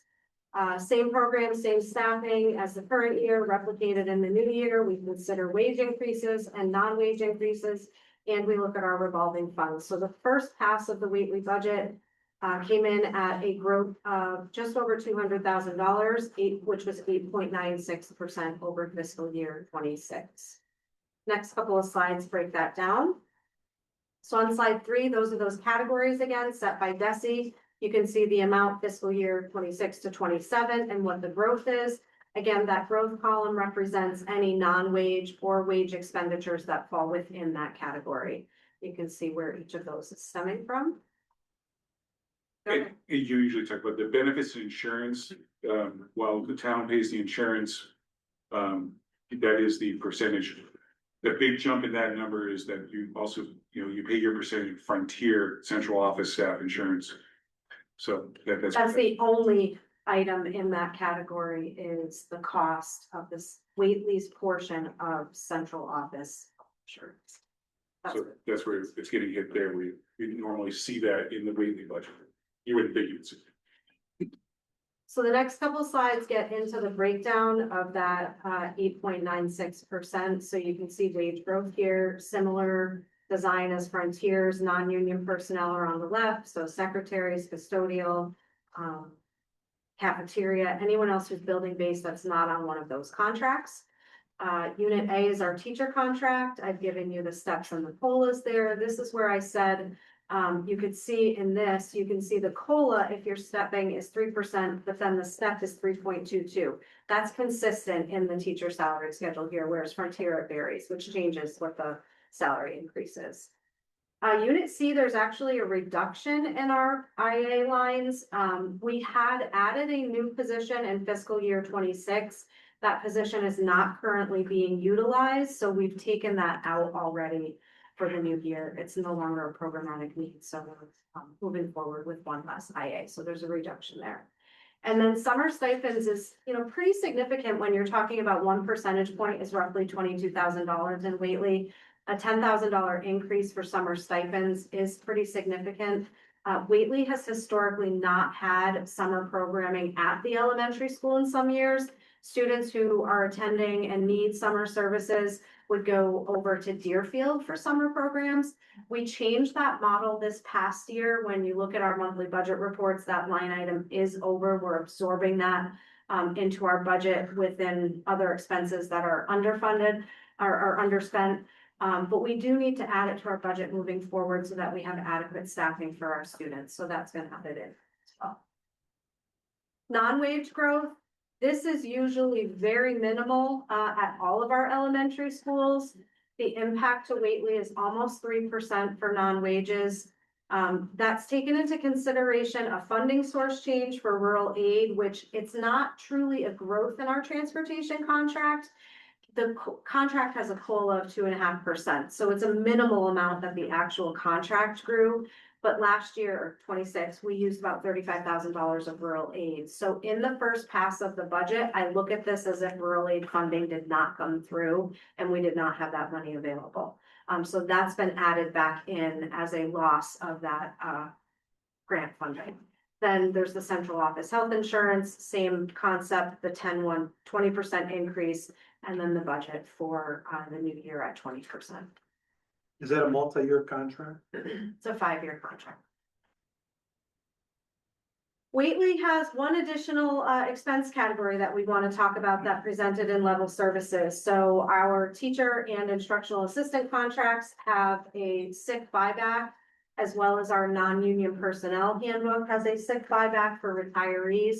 That expenditure in the new year will be about $40,000 is what we're estimating right now. We do have several retirements that we will have to pay out. That is added into the first pass of the budget.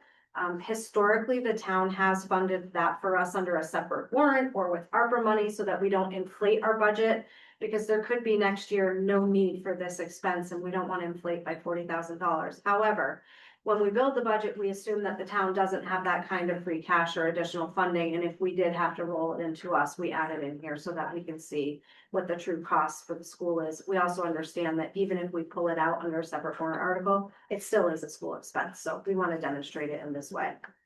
We did it last year as a separate article. Yeah. Otherwise, it's just gonna go up, down, there. And we have, not the cycle prior negotiated that out of negotiated this such large payouts out of the contract, but these are all people that are still, that was their benefit as, their grandfather did. But just so you know that was, as we've seen this, we know the towns that struggled with it, and your negotiation committee, Joyce was on that one, was able to work that out, so. It's probably, I won't see it in our work on this, but the next generation will not have the same, it's gonna be a few years before that we start seeing the benefits of that. Next slide just wraps it all up for you, shows you that breakdown in one visual here. So 8.96 level service budget with 2.95% stemming from non-wages, which again is health insurance, and a funding source change. And then we have the wage increase of 4.24, and then the 1.77% or $40,000 of the sick buyback. Those three components make up the 8.96% or $202,000 over the prior fiscal year. We also take into consideration new requests. So this did not come up at Frontier because there were no new requests or initiatives. After looking at the first pass of the budget, we felt like we had everything we needed, and we knew we were potentially talking about cuts, so nothing was incorporated there. However, in Whately, We are requesting some additional funding for a new, not necessarily new initiatives or new staffing. What we're asking is to increase our certified occupational therapist assistant. Okay, go forward, one more. There you go. So our certified occupational therapy assistant who works with students to meet OT needs within the classrooms or pull out from the classrooms. Currently works 5 hours a week. In order to meet the needs of our students, we need to increase that to 7 hours a week, which does result in a $3,000 increase to our budget. And then minor requests of 7,000 plus 2,000 for general supplies and textbooks. Some of that is related to everything just costing more inflation wise. But also we've rolled out some new curriculum over the last couple of school years. And so the consumables related to that have increased as well. So that ask was in here. So the total new requests and initiatives under the principal's request totaled 0.53% or $12,000. You can see in the bottom right-hand corner of that slide, that brought our total budget to 9.49% or $214,000 prior year. From there, we looked at ways that we could reduce our budget, which in Whately's case doesn't really impact at this point any staffing. We're looking to maintain all of our staffings and programs. We're looking to keep that $3,000 in for the CODA. We did remove the curriculum request, so the 7,000 and the 2,000 for supplies and materials. We're going to try to fund that with another grant or find some other way within revolving funds to take care of that. $9,000 doesn't seem like a lot of money, but again, when you're talking about a small budget, it's 1/4 percentage point. It really makes a big difference. So we're trying to be fiscally responsible and fund that in another way. We also were able to apply our rural aid money. While we didn't do that in the level service pass because it was not guaranteed, we now know what our amount is. And we have added that into the budget here. And then we are proposing that we pull that sick buyback out and pay that under a separate warrant article if the town is able to do that separately. That resulted in a change overall of $68,000, which 40,000 of that is the sick buyback. So it was really 28,000 that we changed in the budget process by applying rural aid and then removing. So you can see here, we're at 5.95% or $135,000 roughly over the prior year for a total general fund budget of about $2.4 million. Whately does use additional funding sources to fully fund its budget. So this is a list of the revolving funds and grants that Whately is able to access. You can see we use another $500,000 to offset the general fund. This is all wage expenditures. So when you're looking at school choice, childhood, school lunch, IDEA is a special education grant that's funded federally. All of that is staff, except for the rural aid. We'll apply that probably to the transportation costs again.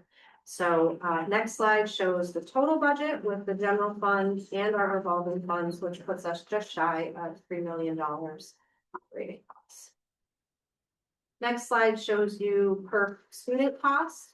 We have 141 students. This is based on the October 1 census. State's always a little bit behind in looking at enrollment numbers.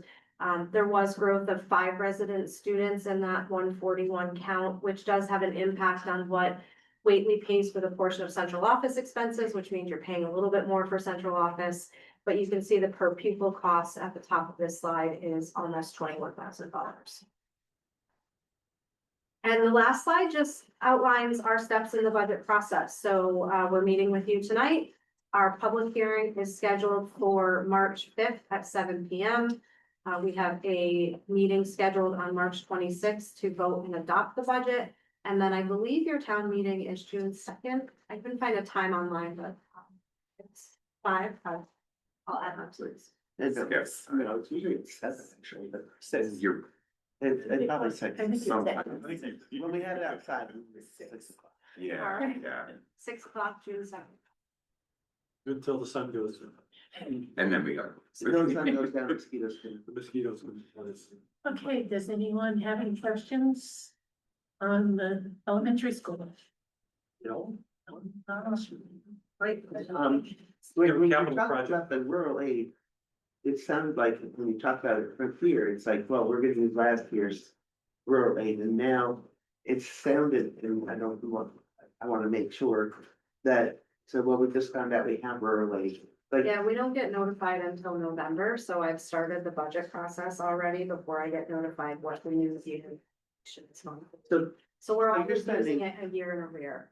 okay, so they notify you November of this year about what you got from last year. No, about what we get for this year that we have to spend by June 30th.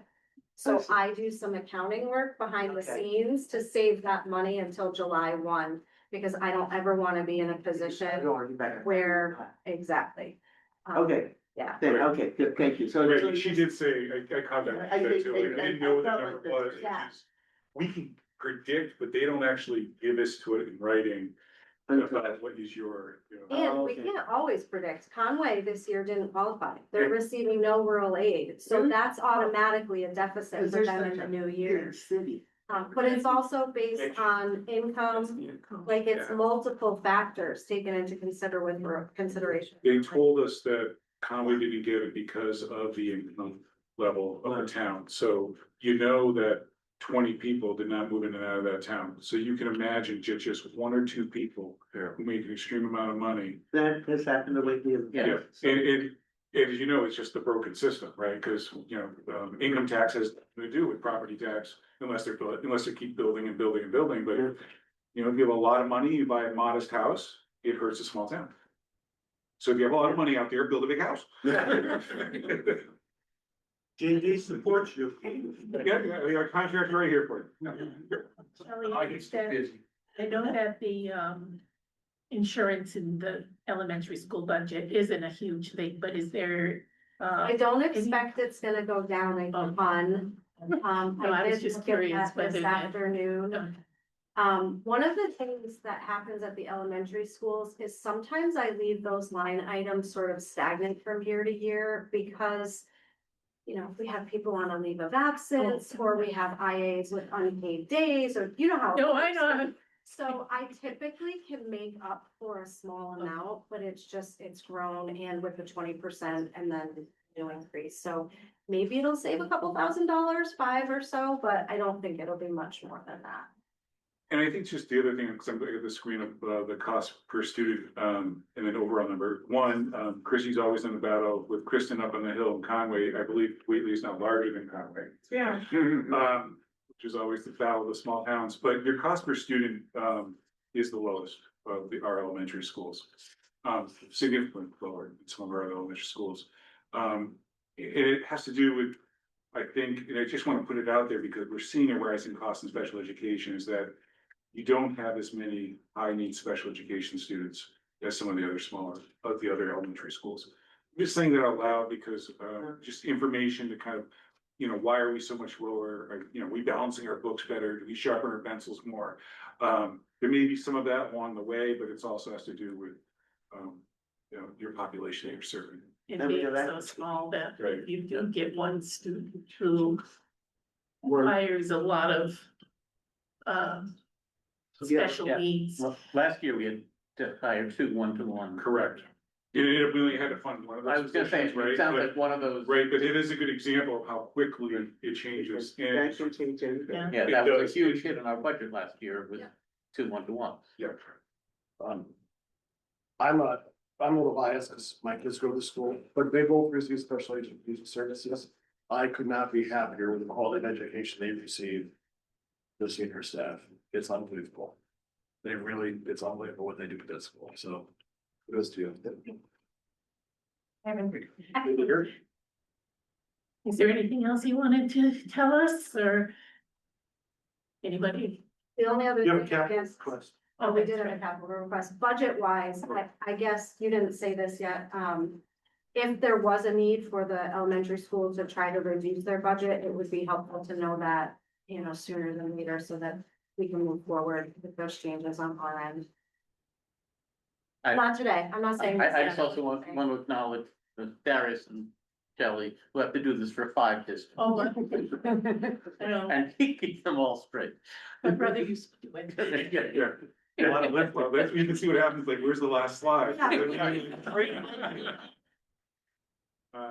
Yeah. you have a capital. We do have a capital request. It is for, just over $16,000. Part of the handout, right, isn't it?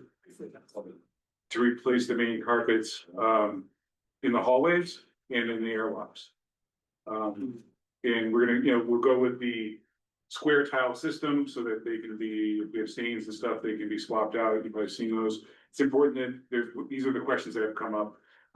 We're keeping with the carpet for sound. Also the tracking and recess and wetness and slips and that kind of stuff. So while some people say you should turn, go to the hardwood floor or the, tile floor or the vinyl flooring. The sound alone in that size school, it's important to keep that down because the kids go in and out of recess every day. But that is the request overall, that they reach end of life. I know we don't have a formal request for it, but might we start looking at maybe putting some money aside for a roof? I know we're gonna need Well, just gonna. on the school in the near future. Yeah, we do have I have in front of me, I have a Excel doc of what our capital plans look like. What's coming down, the pipe, and I have shared that with, the capital committee. But basically, the big things coming down is, the HVAC, boilers and pumps.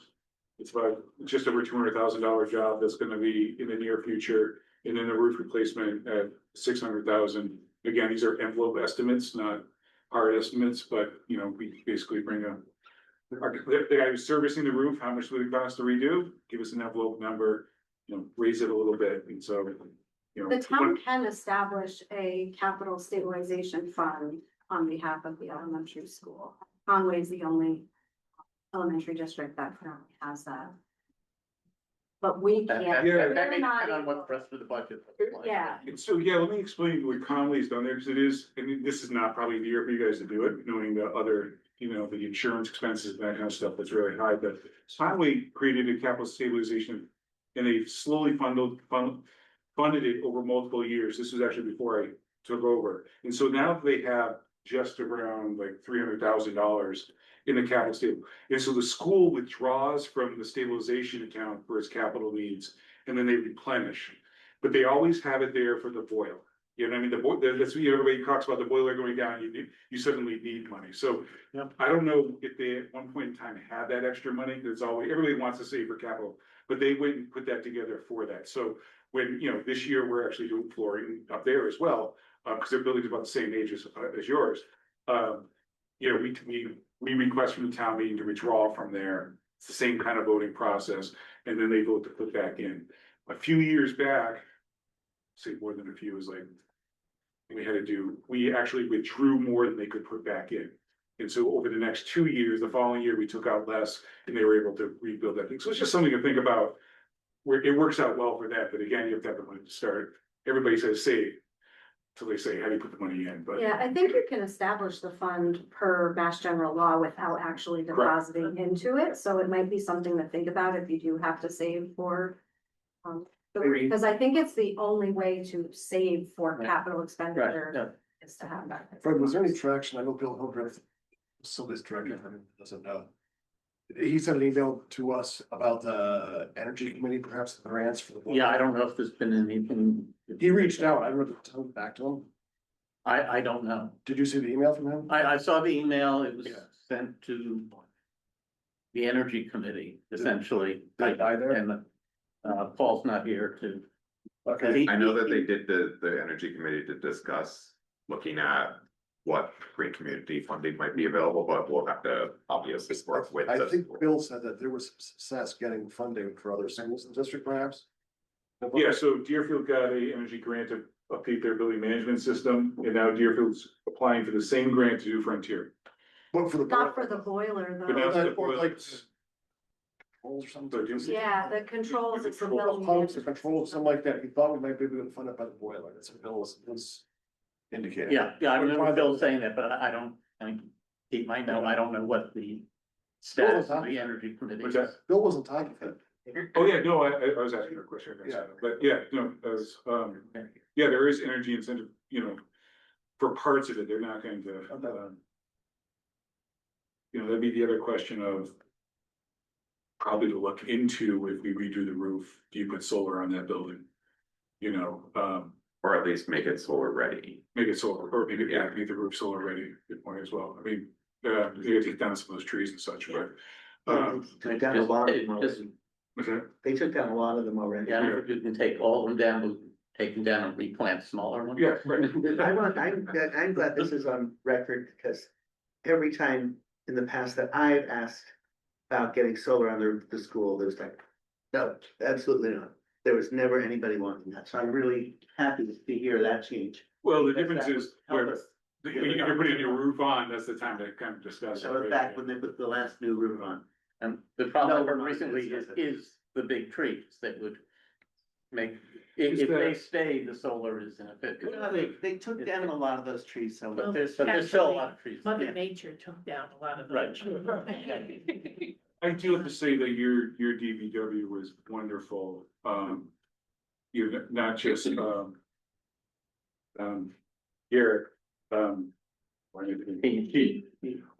when we had a tree got struck by lightning, I mean, they saved us. They saved the school budget thousands by coming over and using their manpower. We rented a crane or something like that, and they used the manpower, the DPW manpower on the last, I'm just letting you know, they've been wonderful this year. They put we did the fire road around the outside of the building, it was turning into a mud trap and so forth. I just wanna mention, he's been just very responsive. And they made a sledding hill. They went out there with their thing, they created a Big old hill. a big pile of snow for the kids to sled and play King of the Mountain. I mean, just sled, right? That's a finance committee question. We have some capital stabilization funds in the town. Are they all for very specific purpose, or isn't there one that's more general? Like No, there is a general capital stabilization. fund. Capitals, yeah. Right, and so I don't know that we need capital stabilization accounts that are specific to every entity, if we have a general. Right, we could add it to our general capital, not our general stabilization. Here's a smart flexibility. The capital stabilization Yeah, I got, fund that already exists. why commit to one when you don't know exactly where the needs are gonna be, so. Yeah, we have we have the capital stabilization and we also have the town building stabilization account. Oh. But I don't think we specified it specifically for school or anything, it's just, Yeah. Building stabilization, but that's what I was. but being the town building stabilization, I guess we make any town building. The building stabilization fund was set up within the past few years, Yeah. mostly in anticipation of the highway. Right, right, and the capital stabilization has been around for That's, quite For a while. quite a while. and So- we've added to it periodically. Yeah. And I believe the roof is currently leaking, right? Yeah. Wait till spring. In spots, I mean, the problem is that the fasteners are no longer holding. Yeah. And so you're gonna start getting more and more pop-ups. We have ice damming and that kind of thing is gonna go right underneath there, so. Yeah, so at some point, as we, use the term, it's you affect your asset below, and so we start getting water damage, then. When they peel that roof off, they're gonna replace insulation, and your costs are gonna go up, so it is important to get that on the 3-year plan, I would say. We have the same When- problem here. This roof is leaking over there. When was that roof replaced last? I think they put a 70. It wasn't too long ago, They changed this is it to a, metal, it used to be asphalt. They put a and farm roof on the, it. the type of roof they put on was not the appropriate one, and so, which is up to debate, so, especially in a small town, right? But I've heard, this. Especially a farming community. Yeah, you exactly. put farm- There's nothing wrong with a barn roof in a farming community, right? But there is, the problem is that the fasteners are popping up, they've come in, they put in larger fasteners over the years, and they've gotten to the point they can't put in bigger fasteners without having problems, so. It's just, even if you look at it now, it just doesn't weather well either, so it is probably. An upcoming cost, and, 600. Let's get the Well, I good. think it roof. was 400 and something the last time they did it, so that was. I mean, the question will be, I don't know who's gonna make the decision overall, but probably the capital committee about what type of roof you end up putting on. That's when you look at the age of your building and you say, do you put a 30, 35, 40 asphalt roof on? Because the building's gonna need a full overhaul in 30, 40 years. So let's be realistic, it won't be any of our problems probably, but, you know, it's kind of the truth, where you put a forever roof on metal roof, you know, so that's gonna be, look at costs and all that kind of thing, so. Well, thank you. Keep us posted if there's any changes from your discussions with the different committees. Absolutely, thank you. Very helpful, thank you.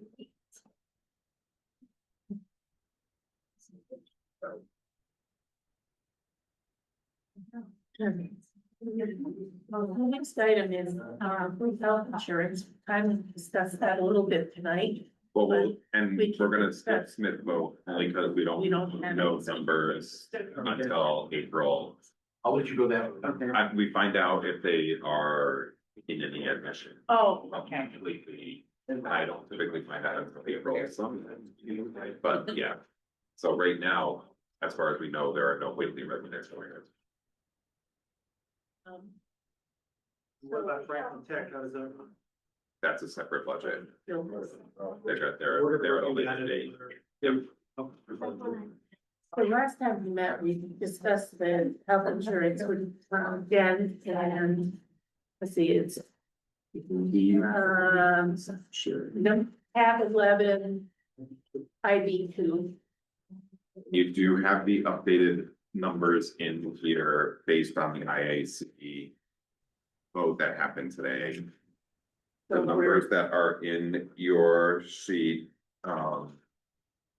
reflect the new rate that was approved. And so that total that you see of 696,907 is based on our current employee count and the plans that they currently have and what that would be. It does not take into, like we discussed last time, it does not take into consideration a current employee who does not have health insurance now opting to take insurance. So this has no. This has nothing, this is just giving you real numbers so that the finance committee can make a determination, do you want to add in a buffer? So it came down 27K.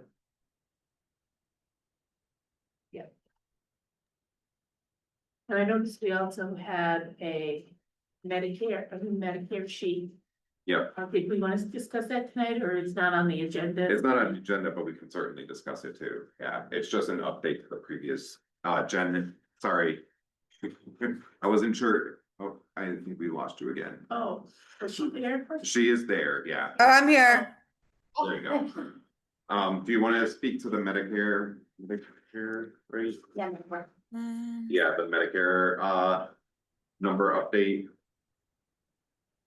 So I updated the Medicare based off the updated wages for calendar year 2025 W2. I just added a 3% COLA to that or increase and then multiplied that number by the 0.0145. I ended up with $50,359.40, but in case of other, increases, I estimated to 51,000. Okay, so that would have only included. I mean. Half of the year. Isn't in this current budget. Correct.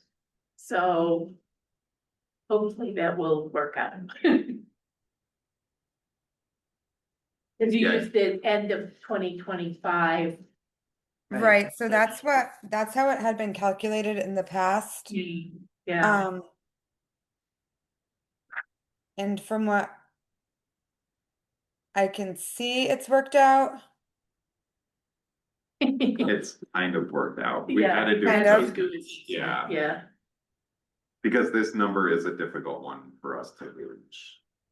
I mean, it really depends on, employee increases, so without knowing that number, it's hard to calculate what the Medicare number would be. and also like police details and Yes, things like that, you just don't know, so. Right. Okay, but I This think, detail doesn't get budgeted, so that's a difficult one. yeah. But I think that looks. Better than the Keeping it. 46 dollars. So, Definitely. we'll go with that, if we have to adjust it, So it's 51K. 50. There should be a sheet. Yeah, it's in the packet material. Okay, well, thanks, Jen. I didn't realize you were there and sorry you were sitting around. No, it's okay. So Sitting there's, around at home. we're all set on group health. Well, yeah, I guess that's the question for the finance committee with the group health. This number is based on our current employee and their current plans with the new Right. rate, not accounting for any possible changes of employee need for it to take on and that where they're eligible, you know, for It does still include one extra medics plan and one extra HMO family plan. Oh, that's good Okay. because the family plan is the most expensive. yeah. But it is the HMO. The buffer's Still. already in there, Is it A slight buffer, yeah. for 2 employees, so. One retiree and one employee. I The medics is a Medics. retiree, yeah, plan? thought it was one family buffer and one single plan. no, it was one medics plan. One and medics, yeah.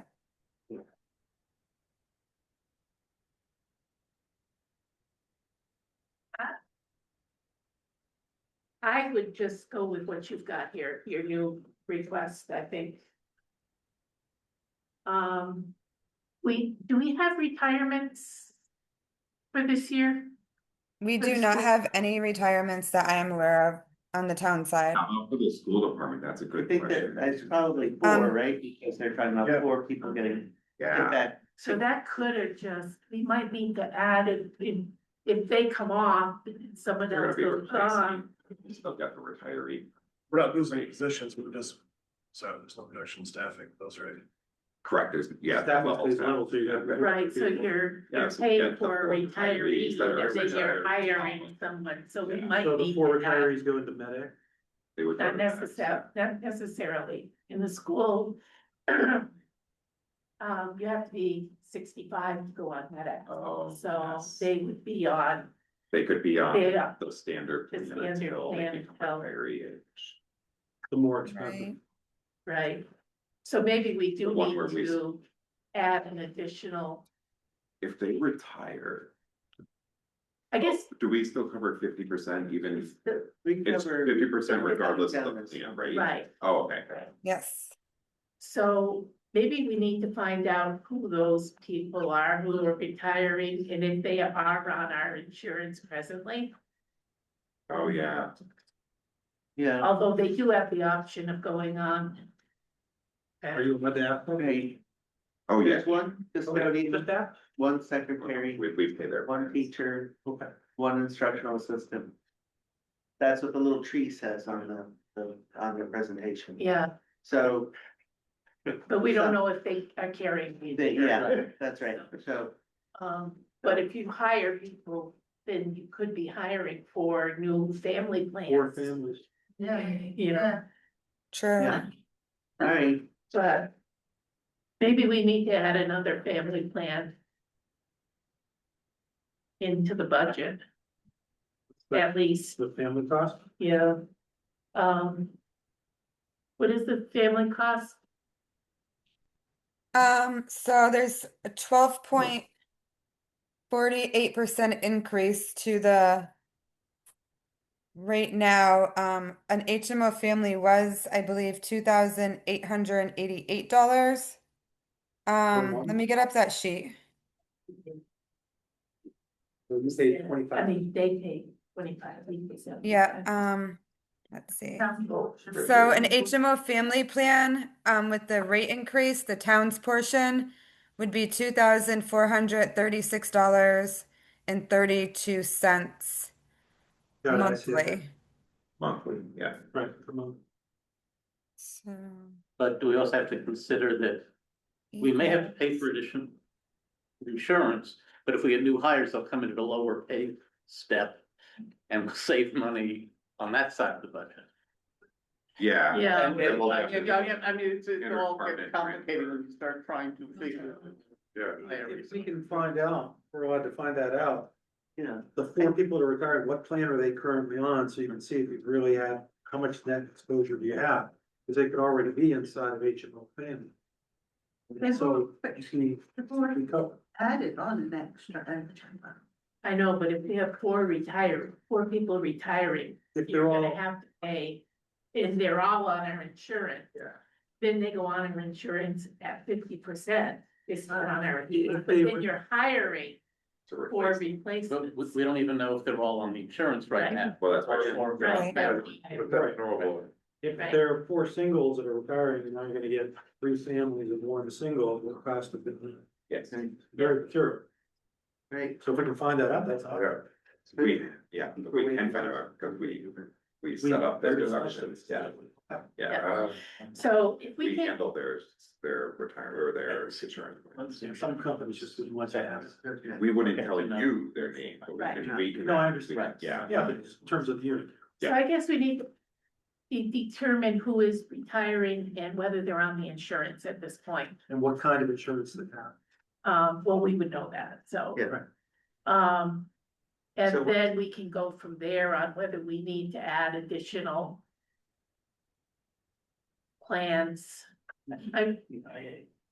Yeah, this is a tough one. Every time we get the retirees, you don't know what's gonna happen because you don't know if the new people are coming on with that will need a family plan or Well, so. I can come back next meeting with the information, at least what the retirees are, if they're on the plan, but yeah, we don't know what the replacement employee is gonna do, but yeah. Okay. Okay. So that took care of that discussion. That's still kind of up in the air at this point. Thanks, Jennifer, for being here. Oh, no problem. Have a good night. Bye. Jen. Bye. Okay, capital projects. So in your packet, you have the capital project report from the CIPC. Every year CIPC, Capital Improvement Planning Committee, evaluates the need and does a priority listing based on the need to fund the capital requests that come in. There were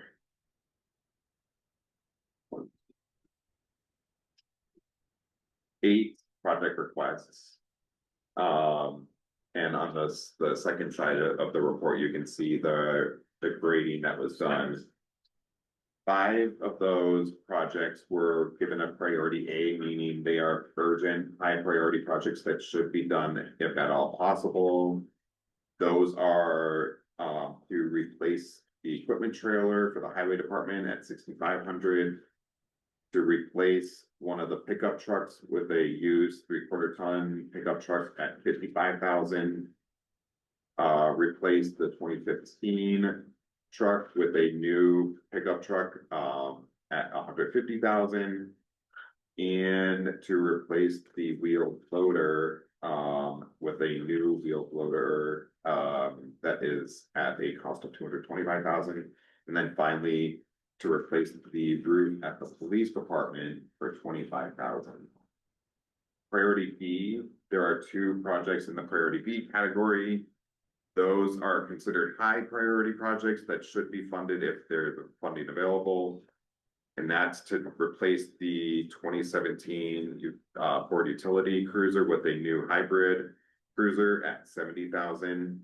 And then the senior center requests for the furniture and security system for the new building, the Whately portion being $12,062. And then finally, priority C project, there was just 1. These are worthwhile projects to be considered if funding is available, but could be deferred to a subsequent year if needed. And that's the $17,000 to replace the hallway carpeting at the elementary school. So Kate, how much do we have in free cash? We have 3/4. And also, last time we met, Garrett was here about a proposal on the, Doing the lease Equipment, program instead of, yeah. how would that affect these recommendations?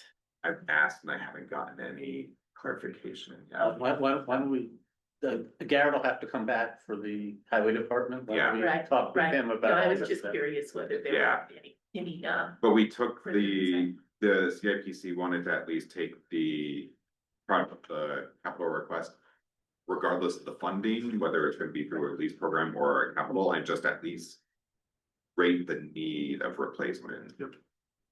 Cause the CIPC doesn't look at funding sources, CIPC is only looking at, is this really needed or not, and how needed is it? Right, Garrett's plan could impact that new highway truck and wheel loader, because it's new equipment, so.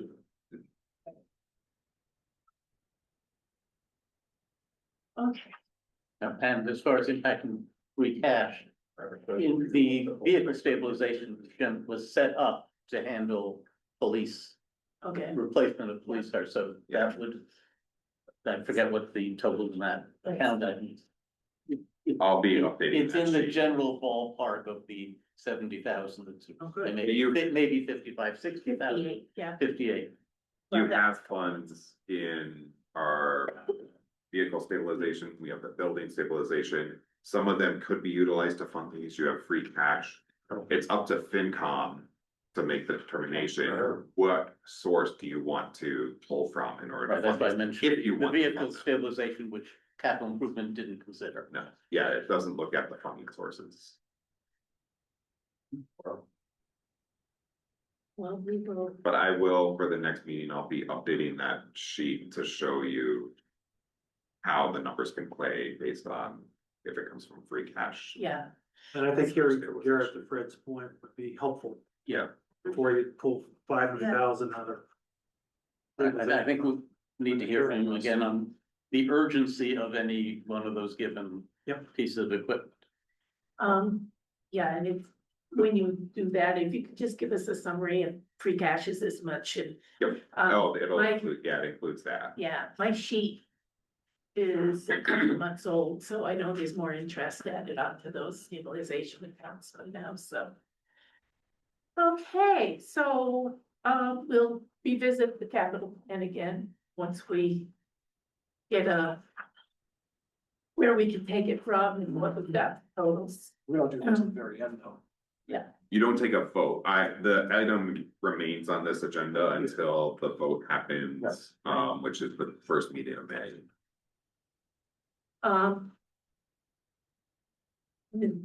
The next item on the agenda, if items not, excuse me, goes my voice again.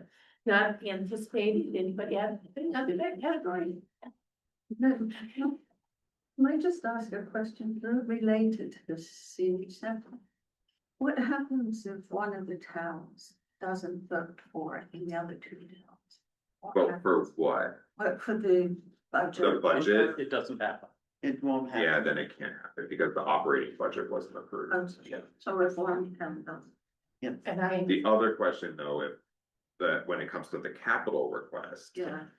If one town doesn't, that's what Jen was saying, that the Friends of the Senior Center or whatever, not Friends of, Building, South County. Building South Communities. County, they would raise the funds to make Oh, for the make it additional whole. one. Yeah, for the portion that wasn't covered, We but did that's that. just the capital. For the capital. Right. So the Deerfield meeting is in April, right? Deerfield's the first town. meeting. We're the last of the town meetings. See, talking town meetings. Are they trying to raise private funds for that senior center to cover some of these costs? Yeah, especially for the capital, for Not for the capital, but just for the operating budget, yeah, for this new building. no, You, I don't think it's a it's a nonprofit, lease, so- Oh, they it's a lease, and then we have to pay the lease. Oh, so it's Yeah. not possible to. and raise when it comes to operating budget, you have to budget regardless of getting additional like grant money or donations, you still have to budget as though they don't exist.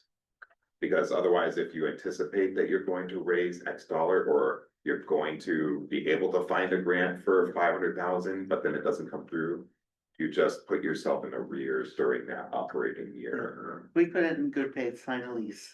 I'm sorry, Yes. what? We could not in good faith sign a lease 'Cause you if didn't we have- don't know where the money's Coming from. coming from. Yeah. Yeah, the budget for the senior center is pretty substantial.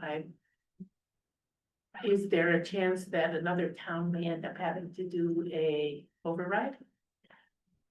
I think that, that's not off the table. I think that's what the March 30th meeting might be about. Yeah. I know Deerfield's been close to needing an override. Sunderland closed. And They- fill in with the Frontier budget. Yeah, Yeah. cause they did That's get a hit standard. hard. But in both towns, what I hear, from the select board members I speak with there, is that, they know they haven't had an override in a million billion years. And we're actually, the most recent override was 2006 in Whately. So it's been a long time in these other towns. And in some ways, you need an override every so often to kind of right size your tax base. And they just haven't done it in so long that it's, that they're actually trying to make arguments that, we're gonna keep bumping up against this and not be able to do the things we wanna do for our town. And I think those are the kind of cases people are making in those towns. And success, I don't know. Yeah, I'm just curious as to the timeframes, if that has to happen. That, yeah. Um, Then, yeah, so you're in the position at town meeting, well, can you approve a budget contingent on something? And if that something doesn't happen, you've got this other budget, that's what we've done. you might have to figure that out. Or you come back to your town meeting Separate. and re-vote it. Yes, there's a town for an override, you have your town meeting vote, and you also have a ballot vote. And there's So gotta be you about 6 weeks. separate the, excuse me, the senior center budget. And then vote on that No, separately? you would vote contingent on the override. May I ask a Or, question? yeah, Just so I'm not familiar with it. So the operating costs go up and it's 150,000 a year, and you need an override in Sunderland or Yeah, in Deerfield perhaps. to pay for it, perhaps. But how does that work inside of a 10 or 20-year lease? Is the override permanent until the cost? goes The down? override raises your levy It- limit. It raises the levy, got it. So Yeah. it's taken care of. a debt exclusion. That's Only what we raises talked it about into- at the presentation in January, the Yeah. difference between the two. Yeah, I just, now become clear, so that's really helpful. Frontier is 3 out of 4 towns. If 3 towns, right, if they go level funded, we are obligated to follow, Correct. right? 3 out of 4 passes. Yeah. Unless it's an override, and then I think if they go, the project when they rebuild the school, Yeah. all four towns, All 4 had to approve it. yeah, Okay. and Whately was the holdout. We went to, I think we voted it 3 times before it passed. Yes. And they voted 3 times before we got it right. When was that? 1990, no, 2007. Probably our last override in 06. Well, 06 was our last override. That was for Frontier. West Frontier. I think it was before that. I think that was that was in the I 90s. can't remember. Because, anyway, It, Long time it ago. was before I started work, so 1997. Sure. Yeah. Sure. Adjourn. Yes, are we ready? I'll make a motion to adjourn. I said, Finance committee. Finance committee. Finance. The work's not done yet. All those in favor? I- And I didn't say anything, so we're still in second. It's unanimous. Thank you. Okay, Thanks, thank you so much. And we have a short agenda to get on with, so if we can keep the background noise down, and just finish our stuff. First item on ours is to review, discuss vendor payroll warrants. Are there any comments on those? No comments. Okay, public comment, residents may provide comments up to 3 minutes per person for items on the agenda. Anybody, Any residents? any residents wanna have something to say at the select board? Anybody on Zoom? I can't see who's on Zoom very well Yeah. here. But nobody's ready. Nobody's there? Okay, under old business, we need to discuss and vote on a potential town response to recent national events. I had And I think, write something, but can we table that for next time? okay, let's put that on next, agenda. Under new business, we need to review, discuss and vote on the appointment of Jerry Lemon to the Housing Trust. I would vote for Kevin. I think Gary's been a fine member of the housing committee, and there is a vacancy on the housing trust. And Jerry came an excellent addition. all right, So I move. Was that a motion? that's, Yes. put that in form of a motion. So I move to appoint Jerry Lemon to the housing trust. I'll second that. All those in favor? I, Aye. Aye. It looks like no opposed, no abstain. Oh, thank you, Jerry, for stepping up on that. Bill Danville, review, discuss, and vote on a contract proposal for environmental monitoring services. And that. This is the capital project that was approved at annual town meeting in order to do groundwater and gas wells, both the well, putting in the wells and then doing the initial testing. on Long Plain. On Long Plain Road at the old landfill, per DEP requirements. And we did receive, I believe it was 9 different quotes. I did get a number of responses. The packet that's before you is the lowest quote. That was the most responsive, that met the requirements. I did have DEP verify that the scope of work did qualify and that it would meet what they wanted. Yep. It does. The total amount, it would be, comes out to 22,000. The way I'm planning to handle this is we only appropriated 20,000 Yeah. for the capital. However, there's ongoing testing that is part of this proposal. And so what I want to do is that difference, put it into the Board of Health operating budget, because it will be an ongoing thing that will have to be done.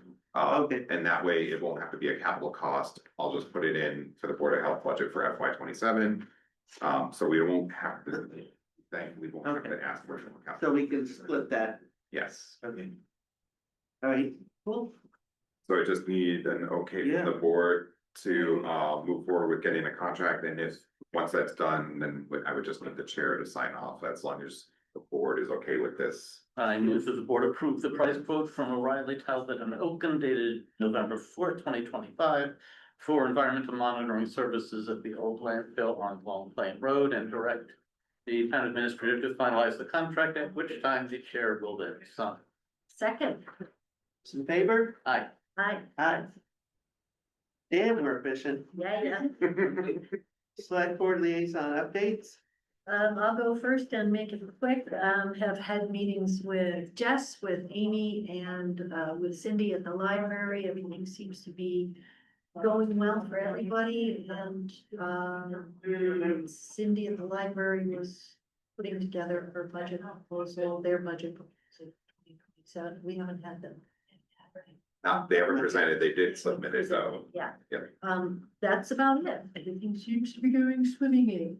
I'll go second, be quicker, I got nothing. All right. All right. For me, South Teen Center, we continue to have forums, we continue to have open houses. We're just plugging away on the 112 Amherst Road. And there's always, like, each week there's new questions, there's new things we're looking into. But you got a pretty good update here. We had a very productive franchise meeting earlier this week, and I think just a couple more meetings and we're gonna be settled. We're getting closer and closer on the capital equipment grants. They're gonna wire up 192 North Street, which is our main infrastructure. There's a couple of things that they're still looking into, like the infrastructure for cable casting from here and from the remote sites, and how is that handled? Can we get SD channels instead of the lovely quality that we're accustomed to? And I mean, some of those things are waiting on an engineer. So, and it's been waiting for a while, so I hope we get that soon, but I think that part is not gonna be controversial. And so it looks like we're gonna meet our deadline, which technically we gotta get it done by the end of the year, by December, but I think we'll be early. Go. Famous last words.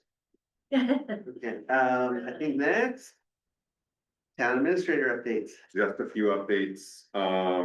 So as part of the alcohol licensing requirements, each of the establishments have to have an annual certificate of inspection. We received notice last week from FCCIP that does our professional services, that Club Castaway does not currently have their CI, the certificate of inspection, which means they've received a violation notice and they've been given directions on how to remedy that. Most likely because they've been doing remodeling, they haven't gone through, but regardless, it means that their They're out. license is not able to be Is not. utilized. Yeah, Not valid. It's not a Yeah, valid but they license. can't even open anyway right now. Okay. For the EV chargers, we had submitted a grant request to Eversource to do EV chargers here and at the library. We did find out, we received notice that Mass DEP did not grant us or did not give us the requested money. There were issues, they raised issues regarding the scope of the cost that was provided by the company that was going to be doing the work. We're going to continue to look at other funding options and expand in order to help expand that infrastructure in the future. So that makes the discussion with the library about location. Yes. Yeah. Yes. Yeah, till next time. You might remember at the last meeting, we talked about the center school and the easement possibility or need at the milk bottle for the milk bottle. Yeah, Neil did provide some background information about why an agreement or an easement may still be necessary. And he did bring up some great points about maintenance, exclusivity of the milk bottle image, responsibility to remove it should it become disrepaired. So he has put together a basic agreement document. I have modified that, sent it to town council, and I started working into an easement agreement if we need to actually do an easement. So it's right now it's with town council, and then we'll bring it back to the board. And then finally, the Foothills Health District is working with the Board of Health, and they want to establish a mobile health clinic to be made available here in Whately. The plan is that the mobile health vehicle from the Community Health Center of Franklin County would come to Whately once every month in order to provide any type of preventive health appointment, screenings, vaccines, health education. They would have the vehicle on site on a regular basis once a month with the date and time still to be confirmed, but it's likely going to be the first Monday of each month starting in April. And they're considering using the parking lot here at the town offices as the location where they provide it because of access for farm workers. yeah, More information to come. okay, Cool. cool. Good. I just have a quick question. I know that you guys approved the February 4th select board in finance meeting, but did you, February 11th? I need to do a separate vote for that, Yeah, we need to do it. even though he did kind of say previous minutes. Yeah, If I can use that motion for these as well, it's up to Do you. you wanna have a more clear motion? Sure, I move that we approve the minutes from the February 11th select board Second. meeting. Those in favor? Aye. Aye. Thanks, Jess, for Yeah. bringing that up. Hey, no, we're happy to be clear. yes. Yeah. I also move that we adjourn this specific meeting. Second. All those in favor? Aye. Aye. Aye. Yay. Yay. Good night. Good night.